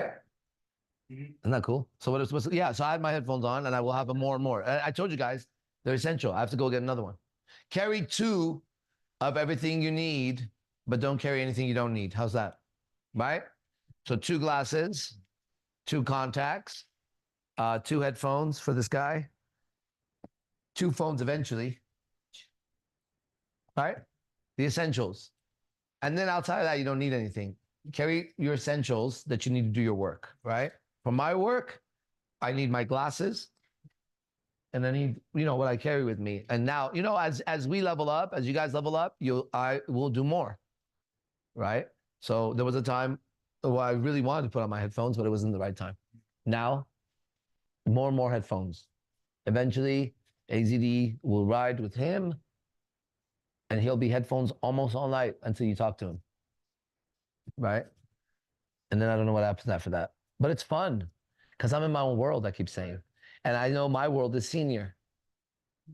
It says in here, it's called the kingdom of heaven, and it's in here. So, right? So I am listening to the song in heaven, watching that girl in heaven, and being in heaven, right? So then when she comes here, she's going to have to join me in heaven. And that's what happens with everybody. Or I lose myself. Okay? Or I lose myself, but that's not going to happen. Once you know yourself, you can't lose yourself. That's why people lose themselves, right? Because like you don't lose you must not have located. But you can't locate you. You have to find God, right? Then when you find him, then he's looking right at you, okay? And at that moment, things change. You're going to have so much ability to heal people, guys. It was all revealed to me this morning. I'll show you. It's in this book. You guys know that you don't know anything about this book? Me neither. And we're discovering, man. Then when you start reading it, you start understanding how evil they are, that they don't say these things. They're picking and choosing pieces of this that keep you in this level. And they're denying all of this level, right? The book should be a spiritual reading, not a physical reading, because it's a spiritual book, right? It's a spiritual book. Are you spiritual? Yeah, super. Yeah, me too. Oh, yeah. You're a spirit ritual. You're spiritual. I'm just spirit. But I can't tell you that because you wouldn't understand it. You say, I'm spirit too. No, not the horse named Spirit. I am spirit. You don't even understand what spirit means. Okay? Oh, yeah. What's next? Who's on? How come no one's asking questions? Don't be afraid. Scared. Yeah, of course. Scared here. I'm always seeing people be afraid of me. You're supposed to be afraid of me. And if someone's not afraid of me, then talk. Everybody, all the guys now have been challenged. Well, I'm not. I just wanted, I agree with you. Don't agree with me, please. If you have to agree with me, don't unmute, because that's a waste. Okay? But if you don't understand something, then let's talk about it. Okay? How about, you have so many problems in relationships, you don't have one question? Right? Yeah, here we go. Yeah, speak for them, Benny. So I want to go with what we're talking about, thoughts, right? Yeah. Like every thought is thought of the devil. Yeah. Right? Yep. So like And let's put it like this. It'll make more sense. Every thought is deceiving you. How's that? even if it's like true. It's true that it is deceiving you. okay, so let me give you Jim. Well, what happened? So we talk by examples, right? Mhm. So an example, like in the mornings Yeah. when you don't want to get up, but you hear a thought that's Who doesn't want to get up? I don't want to get up. Yeah, right? because I will get up. Okay, for example, let's say like today in the morning, I spent the night with the girl. Yeah. Oh. And literally we literally went to bed like 5 in.the morning, and I woke up at 7, right? You're doing good right now. Thank you. You're welcome. So Coming out tonight? yeah, just because you asked me. Yeah. Well, I thought we got to make the deal today. See, the devil has a timeline. So do I. I'm giving you a better deal than the devil gives you in 1 week. What the reason? All benefits, bro. I'm even covering your pay. I want to start a fresh week, a full fresh week. This is a fresh week. Because that timeline doesn't exist, right? Why do you want to start a fresh week? Tell me. That's how I'm programmed, I guess. But why? Like, tell me, okay, if it makes sense, we'll start a fresh It week. just makes sense to start like a Monday to Sunday. But why? It just that's how I'm programmed. Like a fresh week starts on Monday. I mean, Right, so does that sound weird that you're saying that? Because we can start right now. okay, we can start right now. Right. Okay, cool. We're starting today. Are you taking the deal in front of these people? Yes. Now listen. If you break the deal with the devil, it's heavy consequences, right? But if you break the deal with God, it's heavier consequences. You know that. I'm here to do that. Right? I'm not Jesus. I'm just a guy who knows the Bible. There is the reason why I moved to Vegas. There is. So So you ready to do it? All right. Benny now. What's the wording? Benny now has 7 days. On the 7th day, he'll rest with Cupid, 45, and Captain, and AZD. We're going to kill you. I'm going to try to kill you. They're going to try to not. They're going to heal you while I kill you. Are you ready? So as I speak, just observe the way I communicate, and when I'm done. So Now we have a deal. okay, I yeah. got to do my work. Okay, so You want to do it in front of people? yeah, definitely. I mean, that's why I'm here, right? That's right. Me too. And that's why I chose to sit here and talk. Me too. I'm also children. True. So thoughts are deceiving, right? Are deceiving. Uh-huh. So with that being said, like a thought, like I have to get up to be here at a certain time. Right. Because that's what my word was for the stream team, right? So there's like 2 thoughts, right? I need rest and I need to get up. Right. And I follow I need to get up because I said what I said, so I'm going to come through on what I said. Right. So is that a thought of the devil? Do you have to think about coming here? No. Then yes. Because you're going to come here whether you think about it or not. No. So why are you thinking about it? That thought is actually the other thought. Yeah. And yes, they're both of the devil, and that's what makes him sneaky. He plays both sides. Because you're going to come here without thinking about it. But you're going to have to think about sleeping and why it's important. Now, you know that's not right.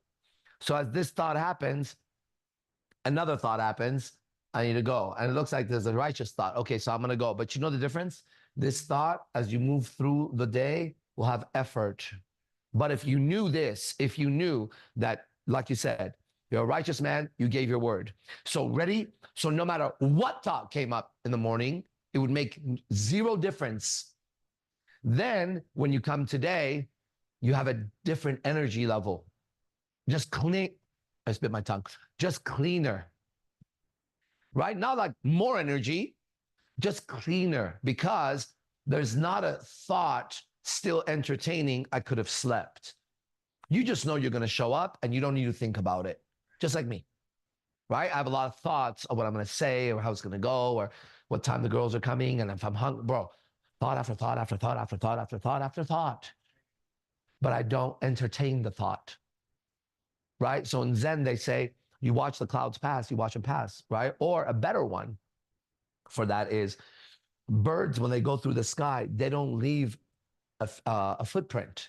That's how a thought needs to go, like this. And if it lands, you're not supposed to do this. What kind of bird is that? Have I seen this bird before? Isn't that kind of bird? Wait, what do you feed it? That's a scary bird. Fuck it. There it goes. Zoom, zoom. Right? But now a thought comes like this. Okay, I was on the phone with somebody earlier, and I said on the phone, it was a girl I know. It's actually a girlfriend of mine. I said on the phone, but I haven't spoken to her on the phone for a while. I said, I don't like to talk on the phone. I hate talking on the phone. I hate talking to people on the phone. And then she immediately had emotions, tears, right? Well, why? Because when you said that, right? Yeah, I said that, and it's true. It has nothing to do with you. I said people, and I don't like to talk on the phone with people, right? That I sound angry when I speak on the phone. I can't fucking do it, right? But if she entertained that thought, it would just pester. And then she'd have to think about herself, or he doesn't love me, or I haven't been around, or we haven't, and it would all just be wrong, actually. And she could even then have a righteous thought, supposedly, which is, okay, you know what? You need to text him more or appreciate him more. And that wouldn't be true either. And that would come across with me going, this is not necessary for what's happening here, right? Or she could just see the thought go through and go, and even the feeling, and go, okay, that's why you practice sitting quietly so that you don't entertain the thought. So it's like when she overthinks, she overreacts, right? Of course. The more, the more. So at some point, you're going to catch it. Oh, shit. This is why I'm doing this, because I'm like, you catch it. Sit back just like you're doing right now and be calm. And just be calm for a while. That's a practice you teach your children, because then they'll always be okay. Because the moment they're quiet, they're with the father. You would want that if you were there when your child was acting up. You ideally, if you and tell me if I'm wrong, okay? Because it's coming to me right now. Ideally, I think a father, when the child is going crazy, if he had it an exact way, he would first have the child be quiet and be quiet before any other movement, right? Yeah, I would love to. My son, he's very emotional and he likes to overreact and like blah, blah, blah, right? And I'll sit there calm and I'll look at him and he'll look at me like, see no reaction from me. Exactly. And then he'll stop. And then like a couple minutes later, he'll be like, I'm sorry for There you go. behaving this way. And you have to deal with the thoughts exactly like the way you deal with your son. Just sit and look at them, and then they'll apologize to you, actually. The thought will be apologetic, you'll see. It'll be like, let me give you an example of that. It will be like this, like, no, I always do the right thing anyways. I shouldn't be so down on myself, but it's still a thought. It's like the apology of the kid. Watch that too when your kid apologizes, sorry. And then you have to say to him, don't be sorry. Don't ever be sorry. What are you sorry for? Well, but don't be sorry about it. I have mentioned that. Don't be sorry. Just understand where that came from. That's it. You're supposed to do that with those thoughts. You're doing it perfectly with your son, right? And that's how the father wants you to act. Exactly what you did. So so I know I'm more tapped into the father than I thought I was. There you go. Those are perfect words. You said, I guess you changed it to I know, more tapped in than I thought I was. Yeah, you're right. You thought you were less. And that's what everybody sees. That's all I'm doing with the guys around me is I'm showing them that they're much greater than they're acting. But it's the thoughts and their own black little hearts that are preventing them. Like, this guy made $8,000. He made $9,000 in 3 weeks, bro. That's a rich man walking right now. For sure, he's going to make 10,000 because that already happened now, I think, right? So if you're making $10,000 a month, right? That's $120,000 a year. That's a six-figure nigga walking around like a broke ass nigga. You know what's crazy? Sharing experience of like him not believing that he. We're here. Yeah, it just made me like. Yeah, think is okay. In that moment, you were going to say think. Yeah. It's fine because you know what you're saying. Okay. You see how you're conscious of it? Yeah. So eventually we're going to have to use the words to communicate with the world. And that's what I've been learning, right? So I knew that you were going to say think and you knew what you were saying. All right. Yeah. I thought back to when Yeah. there were situations in life that I couldn't believe that I was going through it, or like the next day, it's like the experience is gone, right? Like, dang, did I really experience this situation? Yeah. And the next day, it's like, well, when you experience the situation, you have a bunch of emotions, bunch of thoughts at that time. Right. But the next day, those emotions stay in the past, right? They should. They should just disappear with the past because the past has disappeared. Right. So the next day, it's like a whole new version of me, Exactly. and those emotions, it's not there no more. Exactly. So it's kind of like him, like saying, like it's hard to believe that, or it's not real at the moment because that realization is gone already. So maybe that's why he's But why are you worried about them? okay. Well, because it relates to what I'm saying about that experiences I have with people or in life, like when that moment is gone, like when I have great experiences with people and that moment's gone, the next day it's like a whole new version of me. So it's like almost like we didn't have that conversation in the past. Okay. So it just made me think like, You're still worried about him. Are you trying to solve his problem right now? no, my, because it's actually helped me. His experience helped me with my experiences. Knowing that my experiences are my own, and it's there for a reason, right? There you go. Yeah. Yeah. Sure. Nice. And you know, you're already sounding and looking better. And we just made a deal. And that's the difference. I say, right when you turn into the light, bam, it starts happening. But when you make a deal with the dark side, you're going to now have to do 30 steps to begin some activity that's going to give you nothing. You should feel light right away. Right away. Okay? Let me read you guys something real quick. Now it's relevant. Check this out. Man, imagine everything you type, everything you talk about just feels good, right? So that you don't have to worry about people looking at your text. You want them to look at your text, right? If she grabs your phone, she says, I'm not looking, you say, do me a favor and click, right? And even if it's a sexual text, it'll make sense. It wouldn't be weird. Anyways, let me read you this. This morning's pretty cool. Remember, I told you this girl who doesn't believe in God and got a tumor and all that? Yeah. Yeah? Remember, I ended it yesterday and telling her, well, then, stay in your hell. Remember that whole thing? Yeah. All right. Check this out. Look at today. We're going to go today. I start the day by smacking her ass at 7:55 a.m. A sexual text. A hand and a peach and a heart hand. Why? Because I bet you if you're a girl dying, that's something you want. How about that? And if I'm wrong, all right. She says, good morning with the sun. I said, my girl, how's it going? She goes, I think I'm sick, and I don't mean like my normal sick. Sick all the time. I think I'm actually sick. My throat is feeling worse today. I said, okay, get some medicine and rest. And whenever you're inspired, remember about prayer last time? Let me know, and I'll show you how easy it is to pray and how quickly you'll see the miracles wherever Bennie went. Bam, because I know it's immediate. If you do it right, it's immediate. If it's not immediate, don't talk to me about it. And then I said, I'll take care of your medicine. Let me know how much it is.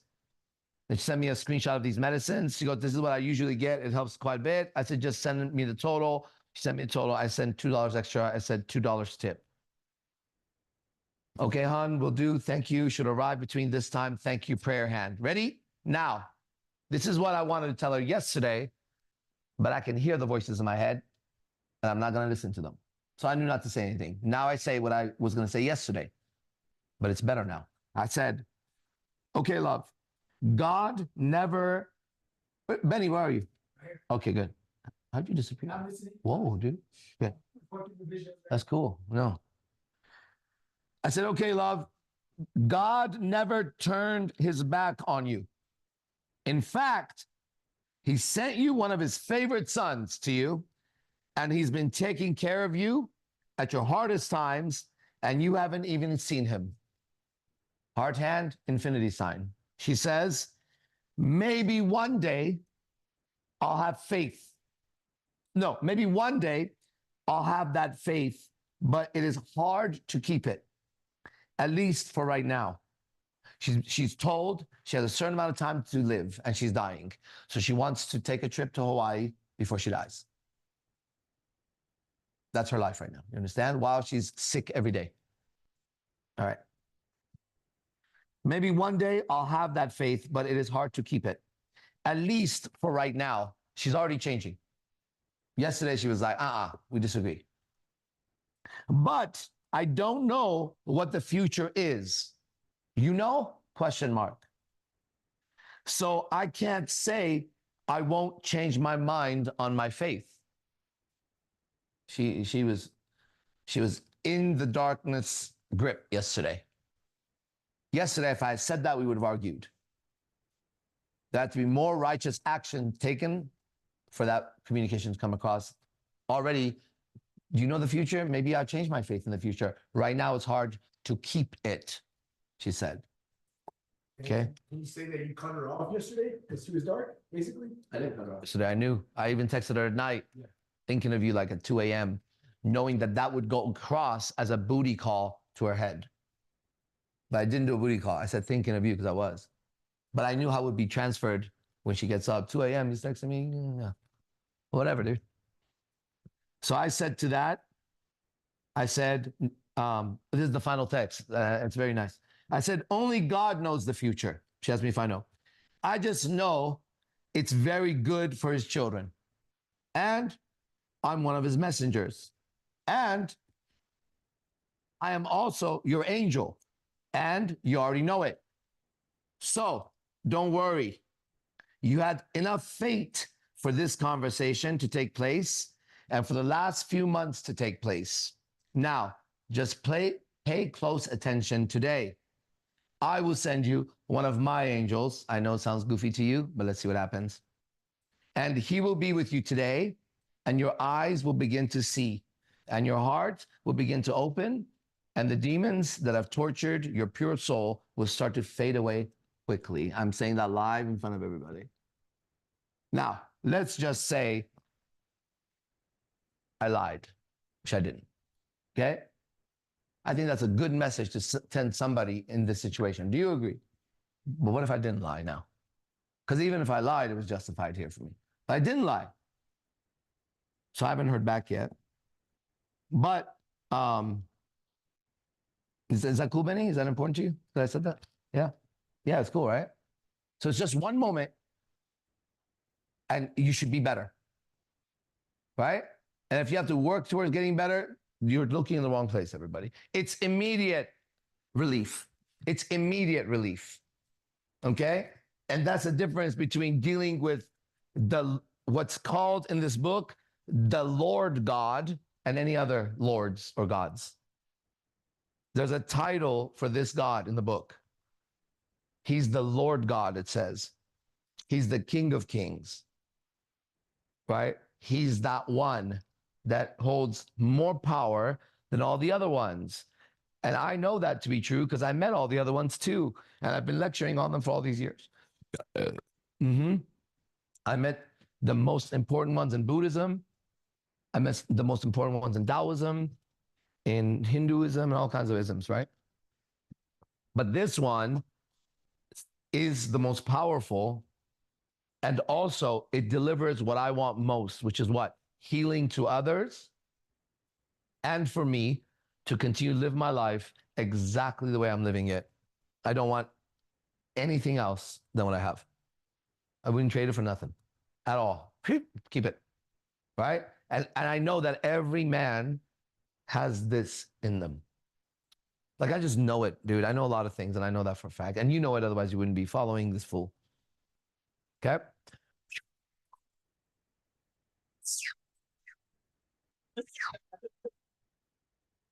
I like to share an experience. Go on. Uh, Go on, son. it's crazy because it relates to what we're talking about being out of thought, like having no thought in mind, right? Yeah.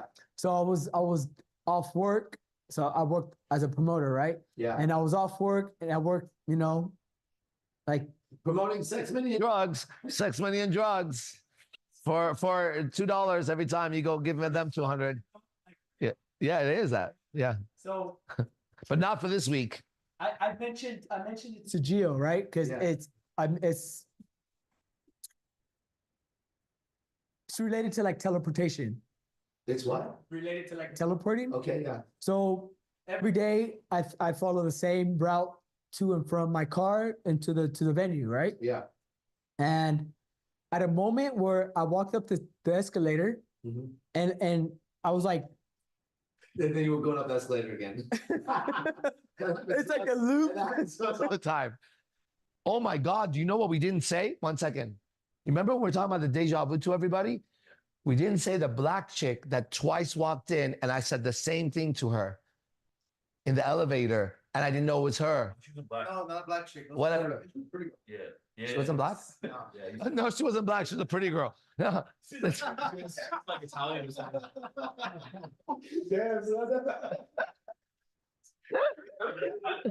Hey, Yogi Kazan, she was fine, dog. Nah, she was black. She was fine. Hey, listen. Hold on. I want to tell the story real quick to everybody. Okay. So we're having, if you guys have ever seen the movie Matrix, there's a part where he has a deja vu kind of thing happen, right? And so we're experiencing, we're all very intelligent. We always keep a scientist next to us, or I do, right? Because my world is fucking cool, right? So there's somebody else there who's always measuring shit like that, Yogi Chris.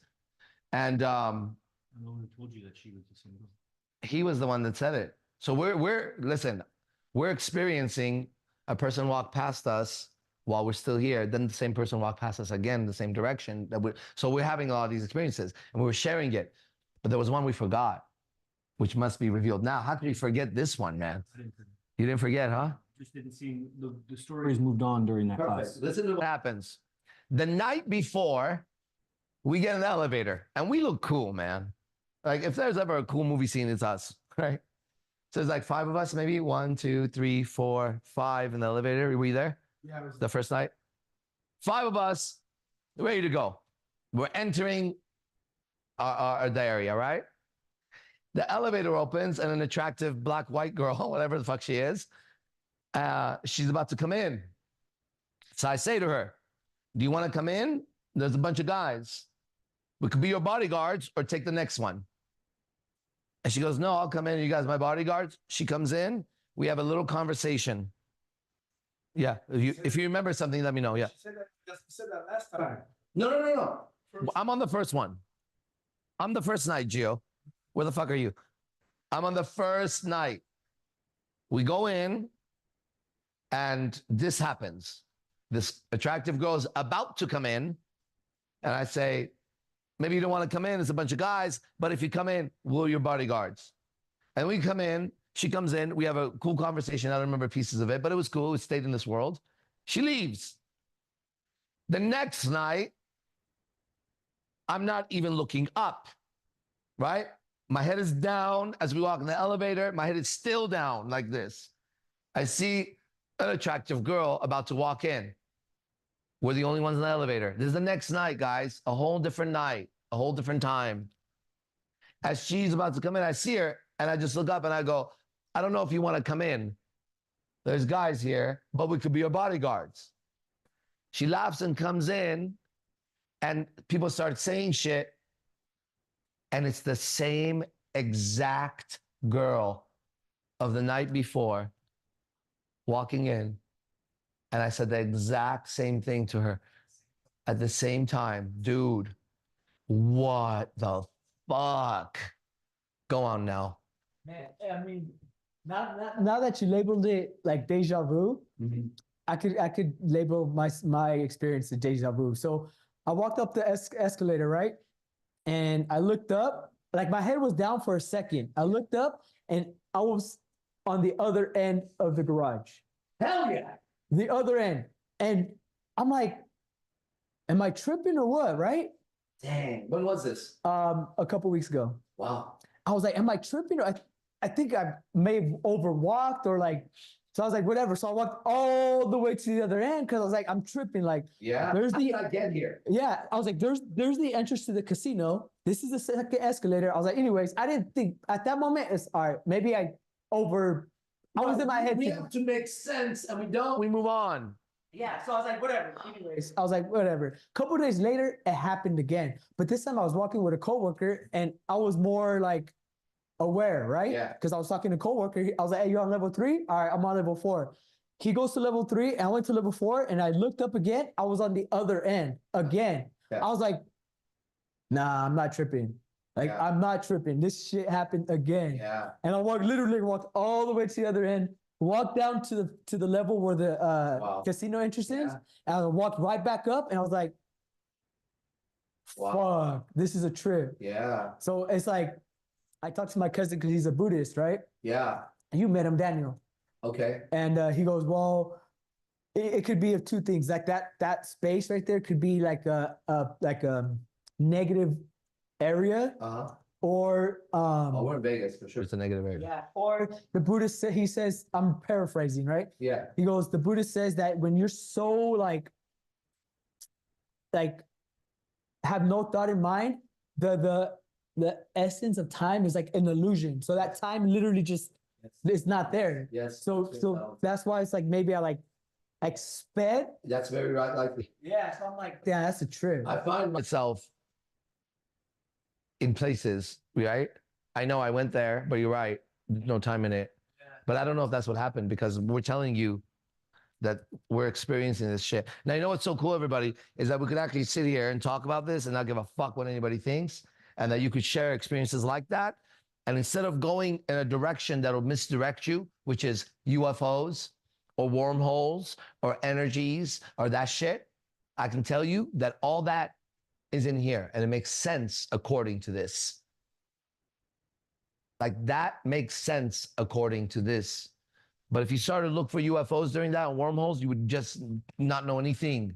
All right? Yeah, and I didn't have one thought of UFOs or wormholes. It's just the question that was brought up, like, what happened? amazing, dude. Fuck, so cool. My cousin also brought up the whole thing, like, if you make it aware, like make it known too much, you may not experience that again. Yeah. Which I don't think that's true. Shit. He's read a bunch of books, right? He's talking book knowledge. He's a professor. Well, He what? he has a teacher as well, so Yeah, exactly. Right? Yeah, he's telling you he's read and he knows, but he's never experienced himself. it's never, I mean, it's not something I've experienced in the past when I'm in California. No. It's something I've never experienced. This whole Vegas thing is an illusion. Completely. This is not what it is. You'll see. It's a cardboard box that's empty inside. And it brings me up to like the Matrix. You brought up the Matrix, how since it's an illusion, you could alter the reality of the illusion. So I'm like, shit, if I'm able to. That's where you get caught. Okay. Don't exert any effort on the verse that God created. That's where you get caught. When you guys try to control that motion, right? You're going against this perfect order. Yeah, like as you're walking, so is every other human being, and it's all somehow orderly. Then there's all the look at all that's going on. We're just in our head. And now I'm going to exert my will over everybody. What the fuck is that? How? Right? I'm gonna have to take something from somewhere to do that. To take something from anywhere, I have to it's the law of recompensing or some shit like that, right? Yeah. Like Guerrero, you said that one guy came up to him, asked him if he was a Mexican mafia or like Nuestra Familia. I mean, it's like people are aware of us being here, 100%. Good. Electro with the girl in blue. Hey, stop saying stuff like that. No personal stuff. Yeah, go. Yeah. Yeah, we get it. some real shit going on, or we're fantasizing, but I feel good. Okay, I feel good. It's a good fantasy to be in. Or maybe you guys are living in a fantasy and you can't see the reality of this book, right? Because you'll go through it and you'll miss what's being said. How do people miss this stuff? Right? Like it says what it says, right? And then you do what it says and you get the result. It's like a cookbook for your soul, right? There's an ingredient there, you apply it, and then you should get a result right away. So try it, see what happens. And you go, well, I don't understand it. Well, there's a lot in it. So go to the part you understand. Go to the New Testament, it's easier. Okay? See if you don't understand this. I'm going to read from the New Testament real quick. Let's see if we understand this, okay? It's the Daoist. Okay? Gonna be that kind of shit. All right. He says, for if ye forgive men their trespasses, what's a trespassing? See that? Right here, you already lost it. For if ye forgive men their trespasses, what does that mean? Step or sin. Ha. In other words, it is A false step or sin. yeah, it is a disobedience against God's law. There you go. That's what it means when it says that. Got it? For if ye forgive men their trespasses, your heavenly Father will also forgive you. But if you forgive not men their trespasses, neither will your Father forgive your trespasses. That sounds fair to me. So you're going to have to forgive everyone who's ever taken a wrong step towards you. Can you do that? No? Okay, cool. Well, that's what it says to do. Moreover, when ye fast, yo.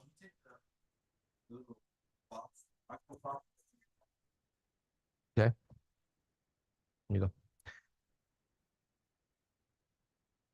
Moreover, when ye fast, like don't eat, right? Be not as the hypocrites. Be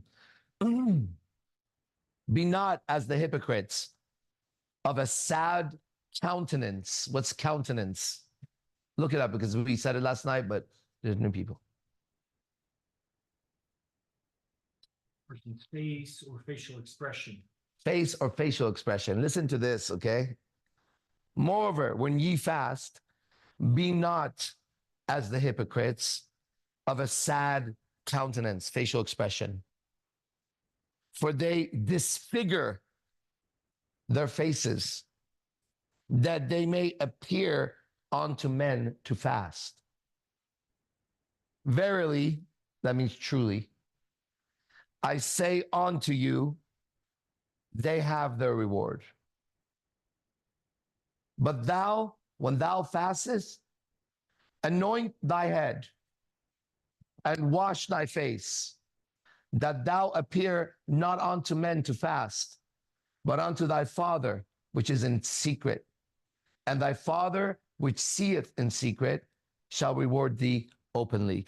I'm doing a lot of things secretly, and my rewards are everywhere. Right?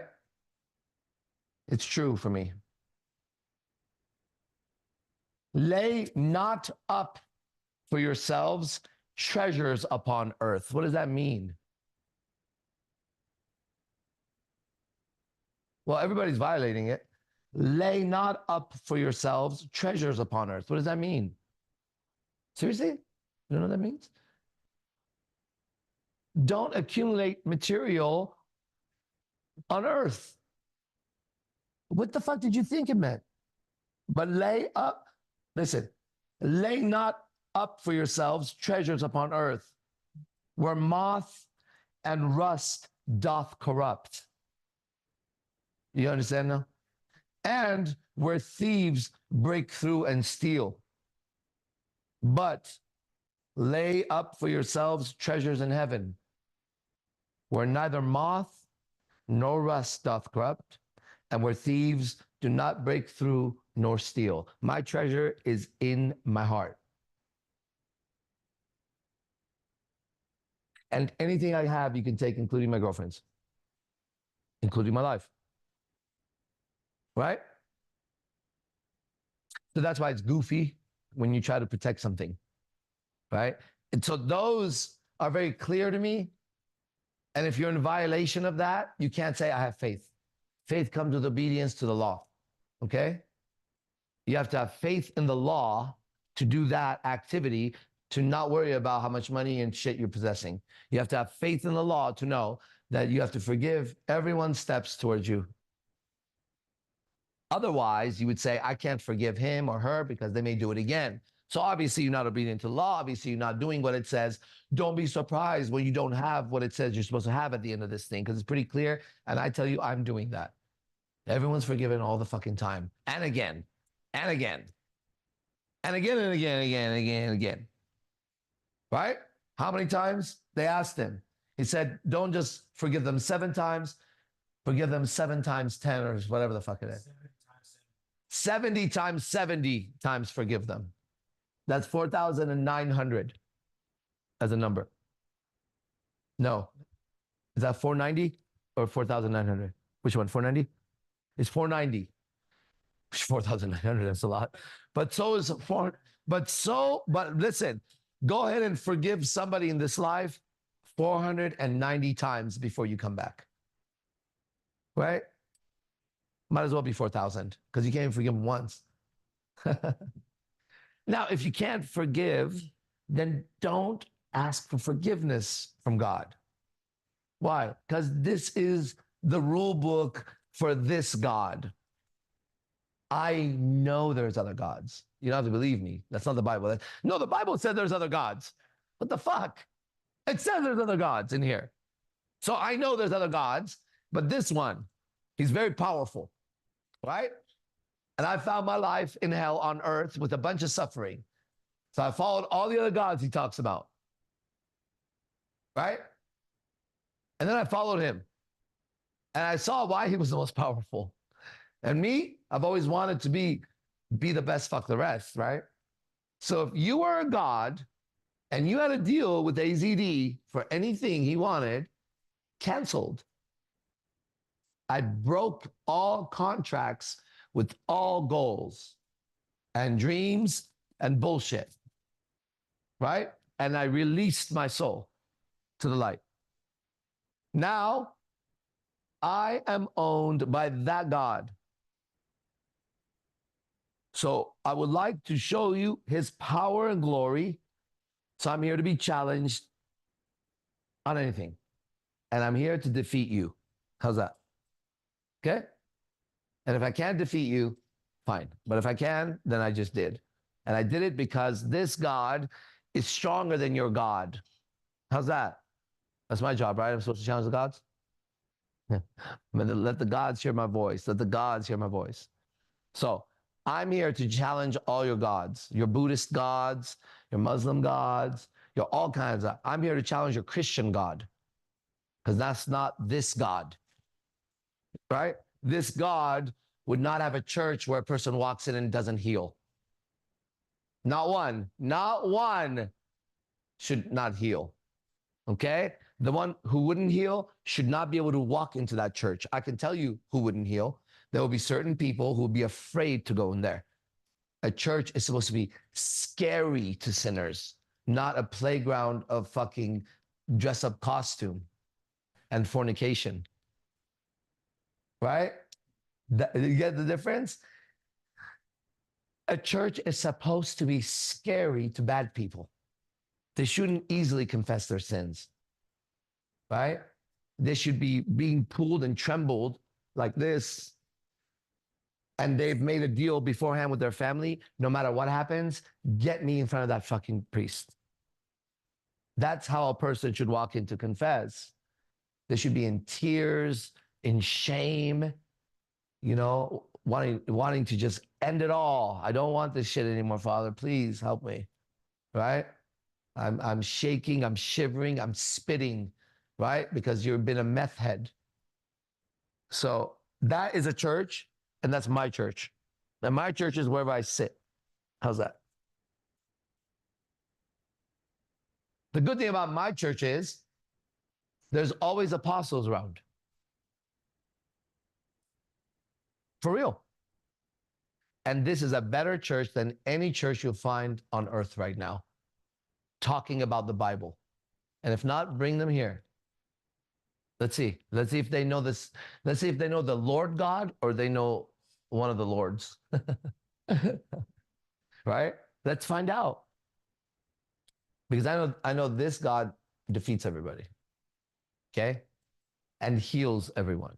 And it's so mighty that you walk in faith as a shield and a weapon. But you understand why you don't want to even slightly go off, right?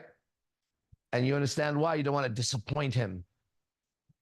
You also understand how merciful and kind he must be when you see how fucked up everybody's acting all the time, knowing what's right. You start understanding. And how unmerciful the evil ones are. That the moment you make a wrong move there, they punish you in your mind, in your heart, and in physical. First, you hurt somebody physically. Then you're hurting inside. Then you can't get it out of your head. That's their punishment. On this one, he tells you, don't judge. Pray. How do I pray? Not like that. I'll show you how. But that's not how you pray. Okay? That one you become pray. Right? If you like to use words, which are not recommended, here are some good routes to move up with the words, okay? If you're going to pray, just pray to know God. Pray to know him and his glory and his light and nothing else. Not for someone to be saved, their life, for your child to be okay if they're being child trafficked and raped. Don't pray for that. Don't pray for that. In the moment, if your child's being trafficked and raped and you're being told, and they show you a video of it, the most horrible thing you could ever see, in that moment, don't pray for the child to be rescued. Have faith there's a God and he's watching. If you pray for that child to be rescued, you didn't pray properly. You pray by knowing that he knows what's in your mind and your heart already. That if I know him, then I'll know what I need to know. But if I'm trying to put out a fire in my life, the fire was not started by him. So don't ask for the fire to go away. You started the fire. He's going to tell you, all right, now don't put a match there anymore. No more fuel on that fire. What's that? Your thoughts and emotions. Sit down and watch it burn a little bit. But if I watch it burn, then it's going to burn to the ground. Right. Sit back and watch it burn because you leased your soul to get that house. You leased your soul to get that woman. You leased your soul to get that job. So watch it burn and watch what happens. Well, God, if it burns, I have nothing. Okay, then go back and put water on it now. And when you're ready, turn around again. I'll be right there. Watch what happens, right? That's cool, man. At least I know that if I had a young boy, I would want him to know the story I'm telling you right now over any other story. Wouldn't that be better, though, to raise my son like that? So let's just say I'm completely wrong. I would still want my son to know the story I know of God and mankind and evil. He'll be safer knowing what I know, right? But he has to see it in me. So I can't be a pervert telling him not to be a pervert. It's not going to work. This is not going to work. Because your child knows your heart just like up and down. And every father knows their child's heart. Every mother knows. It's just, you know what I mean? Come on now. It's so nice, right? Life is so nice. Life is so nice because it was created perfectly and then we started to make it better. Right? It was perfect, then we want to make it better. Because our ancestors ate the knowledge from the apple tree when they were told not to eat it. Do you know why? Because then when you know good and evil as knowledge tree, but you weren't designed to know it, you're going to malfunction like everybody's malfunctioning. You're not capable of withstanding that information coming in. Maybe next life, maybe become, who knows? But you and I were not designed for knowledge. Now, knowledge is everywhere and it's supposed to save you, but here it says it's evil. So I'm going to go with knowledge is evil and you're suffering for it. And I'm going to get rid of all my knowledge and be in the present moment and respond. And once again, my God beat your God. And my God is the Lord God, and his commander, his favorite son is Jesus. And he's the guy that leads me. And he's given me a spirit that lives in me. You have spirit in you too, spirits. I have one that lives here, one light. And it's called the Holy Spirit. And in order to access it and have it, there can be no room in here least to any darkness. Go on, Gio. Let's hear it. Big sigh, good sigh. And we just read a little bit of that Sermon on the Mount. You see what happened? This comes from those words. Go ahead, Gio. Man, Preach it. Preacher, preacher. it's very intense, man. To not have any dark, least to not have any darkness, least inside this body. It's like, How could you have darkness in it? I don't understand. How are you okay with it? nah, I'm not okay with why that. would you have darkness now? Just get rid of it now. Like, why would you have it anymore? Why would you possibly, feeling what you feel, make another unrighteous move inside? Why? How can you justify it? Like, what makes you think you would is what I'm surprised at. What makes you think that you may actually make a wrong choice now? Do you think you make wrong choices now? In any area of life? What area of life do you think you may make a wrong choice, an evil choice, that you're not sure about? Be honest. No, I'm listening.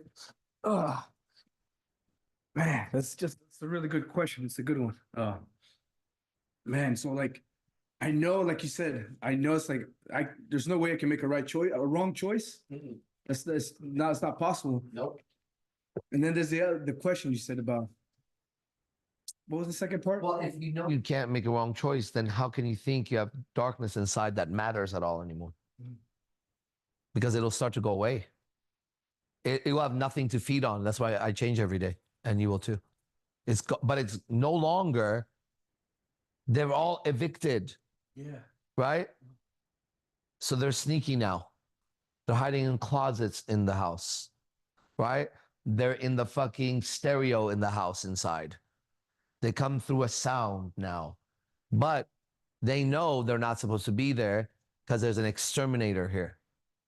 So when the moment they move, they get caught. They get caught with words like addict. They get caught. They get caught. So you don't have to worry about it once you have the light. But worrying about it prevents the light. Like, how can you possibly think you have darkness in you right now? What do you got? Thoughts and feelings? Are you going to act on them? No, You have darkness in I'm you? not gonna act on them, but it's just No, listen. For you, here's how you get rid of those. Later, confess to me. It's gone. Don't do it here. You just have to say what it is so the shame of it comes out. Because it's not you, right? You're not going to act on those, right? no, But it's stirring. yeah. Then you'll embarrass it later. I mean, I don't think it's not particularly embarrassing. It's just it's a weird phenomenon. Okay, then if it's not embarrassing, what is it? Tell me. So it's like, so there's this spirit around me that's just it smells like sex, like it smells like sex, it tastes like sex, it looks like sex, and it feels like sex. Right. I know what it is. Go on. I can see it. Like, and it's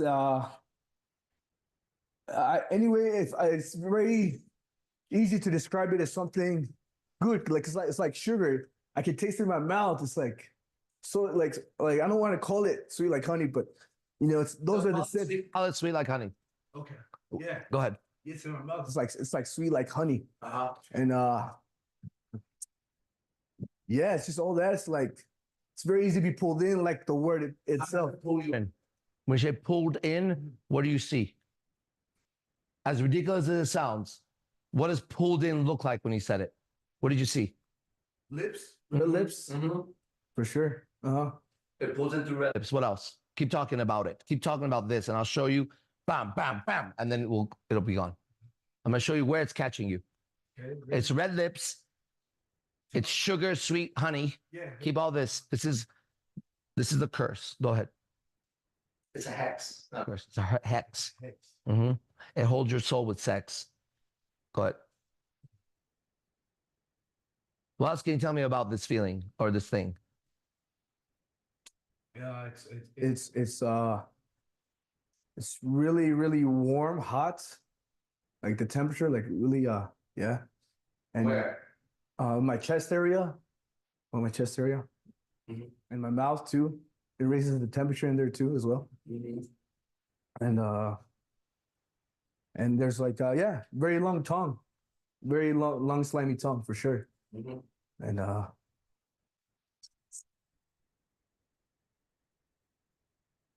it smells. It's a very strong, musty smell to it for sure. What is it afraid of? what is it afraid of? What makes it run and take off? It's called Jesus, just so you know. Okay. So now sit there. You see all those images that we just activated? We activated it. It's a little active right now, right? You see that? You see that tongue thing going on? Hold that tongue. Sit there in silence. You call on Jesus to do the work. And just watch what happens.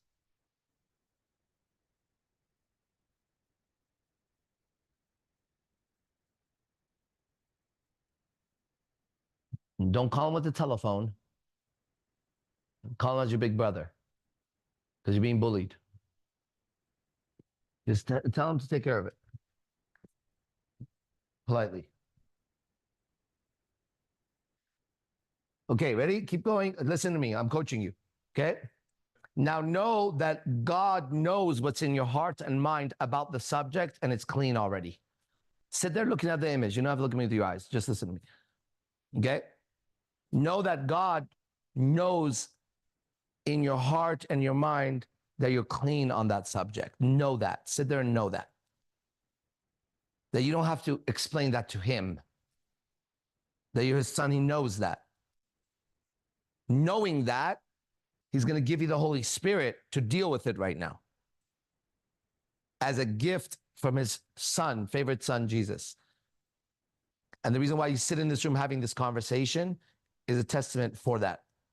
So just know that and sit there and watch that little demon squirm and tell me what happens with it. But you don't do anything. Let the light and the angels now move. You're releasing the contract you made with that demon, sex demon, that you had that body for. This is that. You need to release the contract. But you can't sign off on it because you were too young to sign on to it. Right? So you call dad, he brings whatever, and he can undo anything like that. But he'd have to know your heart and your mind is clean of it. So is it clean of it or not? Do you still would you like to keep that demon for the rest of life? Yes or no? No. All right, for sure? For sure. Then why can't you answer if your heart and mind is clean of it? That's what that means. Because I feel it in the presence. What does that mean? Really, it's right next to me. It's right here, like a symbiote. About it. I'm asking about you. Is your heart and mind clean of that demon? Do you understand how dirty and nasty that activity is? Do you understand how disgusting you were when you did that? You were the filth of the earth, not the salt of the earth. You were the darkness, not the light. Do you see how dirty you were or not when you made a contract with that demon?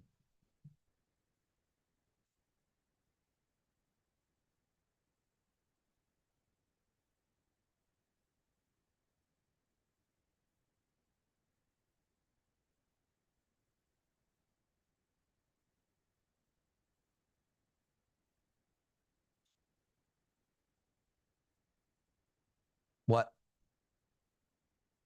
Looking at it, looking how dirty it is. How dirty is it? Use some words to describe it now. How dirty it is, and don't hold back.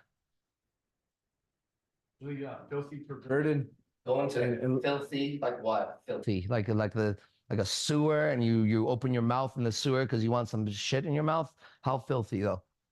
Has filthy, like stale green water. Like what? Like stale green water. Like Yeah, like swamp water. filthy. What else can you describe it as? It is filthy. That's its tongue is that color.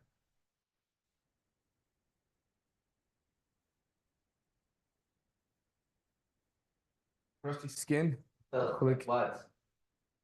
Like the old people. Like their skin's just flaking off. Yeah.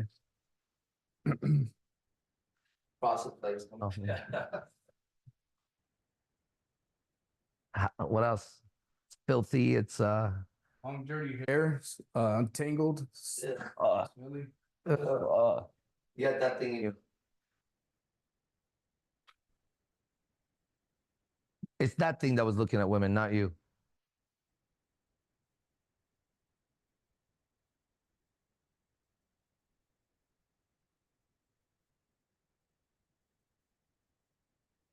Now, use the name Jesus internally and say, in the name of Jesus and the Holy Spirit, I banish you, and my soul no longer belongs to you. I belong to the Father.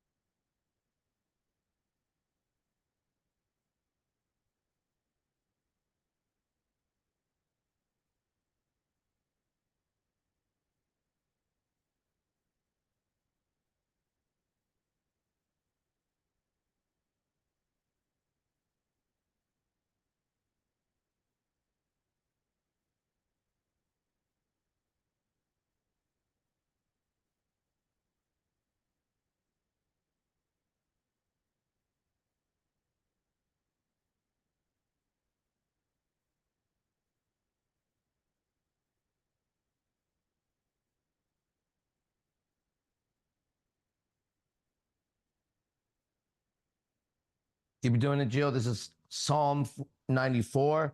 Lord, O Lord God, to whom vengeance belongeth, O God, to whom vengeance belongeth, show thyself. Lift up thyself, thou judge of the earth, render a reward to the proud. Lord, how long shall the wicked triumph? How long shall they utter and speak hard things? And all the workers of iniquity boast themselves. They break in pieces thy people, O Lord, and afflict thine heritage. They slay the widow and the stranger and murder the fatherless. Yet they say, the Lord shall not see, neither shall the God of Jacob regard it. Understand, ye brutish among the people, and ye fools. When will you be wise? He that planted the ear, shall he not hear? He that formed the eye, shall he not see? He that chastises the heathen, shall not he correct? He that teacheth man knowledge, shall not he know?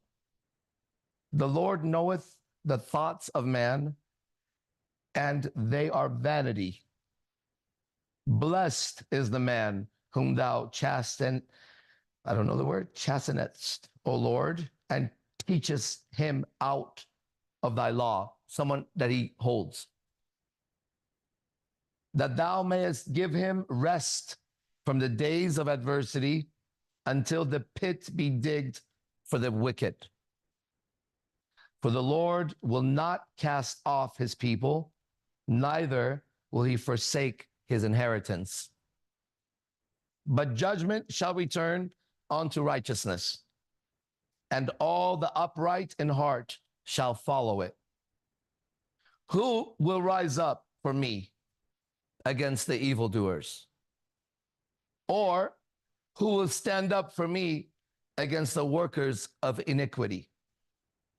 Unless the Lord had been my help, my soul had almost dwelt in silence. When I said, my foot slippeth, thy mercy, O Lord, held me up. In the multitude of my thoughts, within me, thy comforts delights my soul. Shall the throne of iniquity have fellowship with thee, which frameth mischief by law? They gather themselves together against the soul of the righteous and condemn the innocent blood. But the Lord is my defense, and my God is the rock of my refuge. And he shall bring upon them their own iniquity, and shall cut them off in their own wickedness. Yeah, the Lord our God shall cut them off.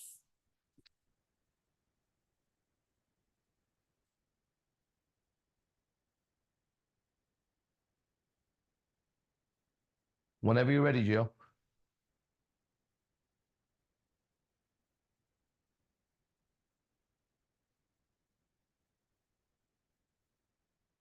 I feel more at peace. How do you feel? What was going on in there? Well, the spirit was definitely giving its all, like gripping my body as much as it can. Wow. Like literally, it's doing its ultimate best. It's like I could feel literally like another person trying to grip me with it. Like don't do that. Like, yeah. You must be listening, dog. And then what? Then it's just internally, I feel a bigger separation compared to a lot more separation. Yes. It's there, but it's no. You no longer have to deal with it now. You got it? The Lord is your defense, and you're free of it now. Exactly. You get it? You are free of it now. Yeah, because you don't have to fight it anymore. You see how it's trying to grip? Yes. You've been sitting there, dog. Why is it fighting so hard? That part. Who's it fighting? You're just chilling. Why is this motherfucker so activated? I don't see no women. Who is it fighting? Why is it gripping, trying to hold on? Look where we are. No women. No women. That's a lustful demon, right? Yeah. Why? What's happening? Why is it fighting, doing its best? What's going on, bro? But you're just sitting there. So it's fighting something, right? It's losing, right?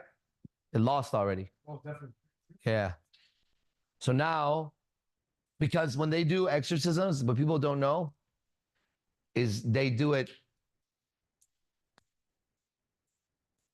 week after week after week after week. Yeah. It's not one time. Nope. The same person? Yeah. Look it up. Yeah. And they don't even know what they're doing. Seriously.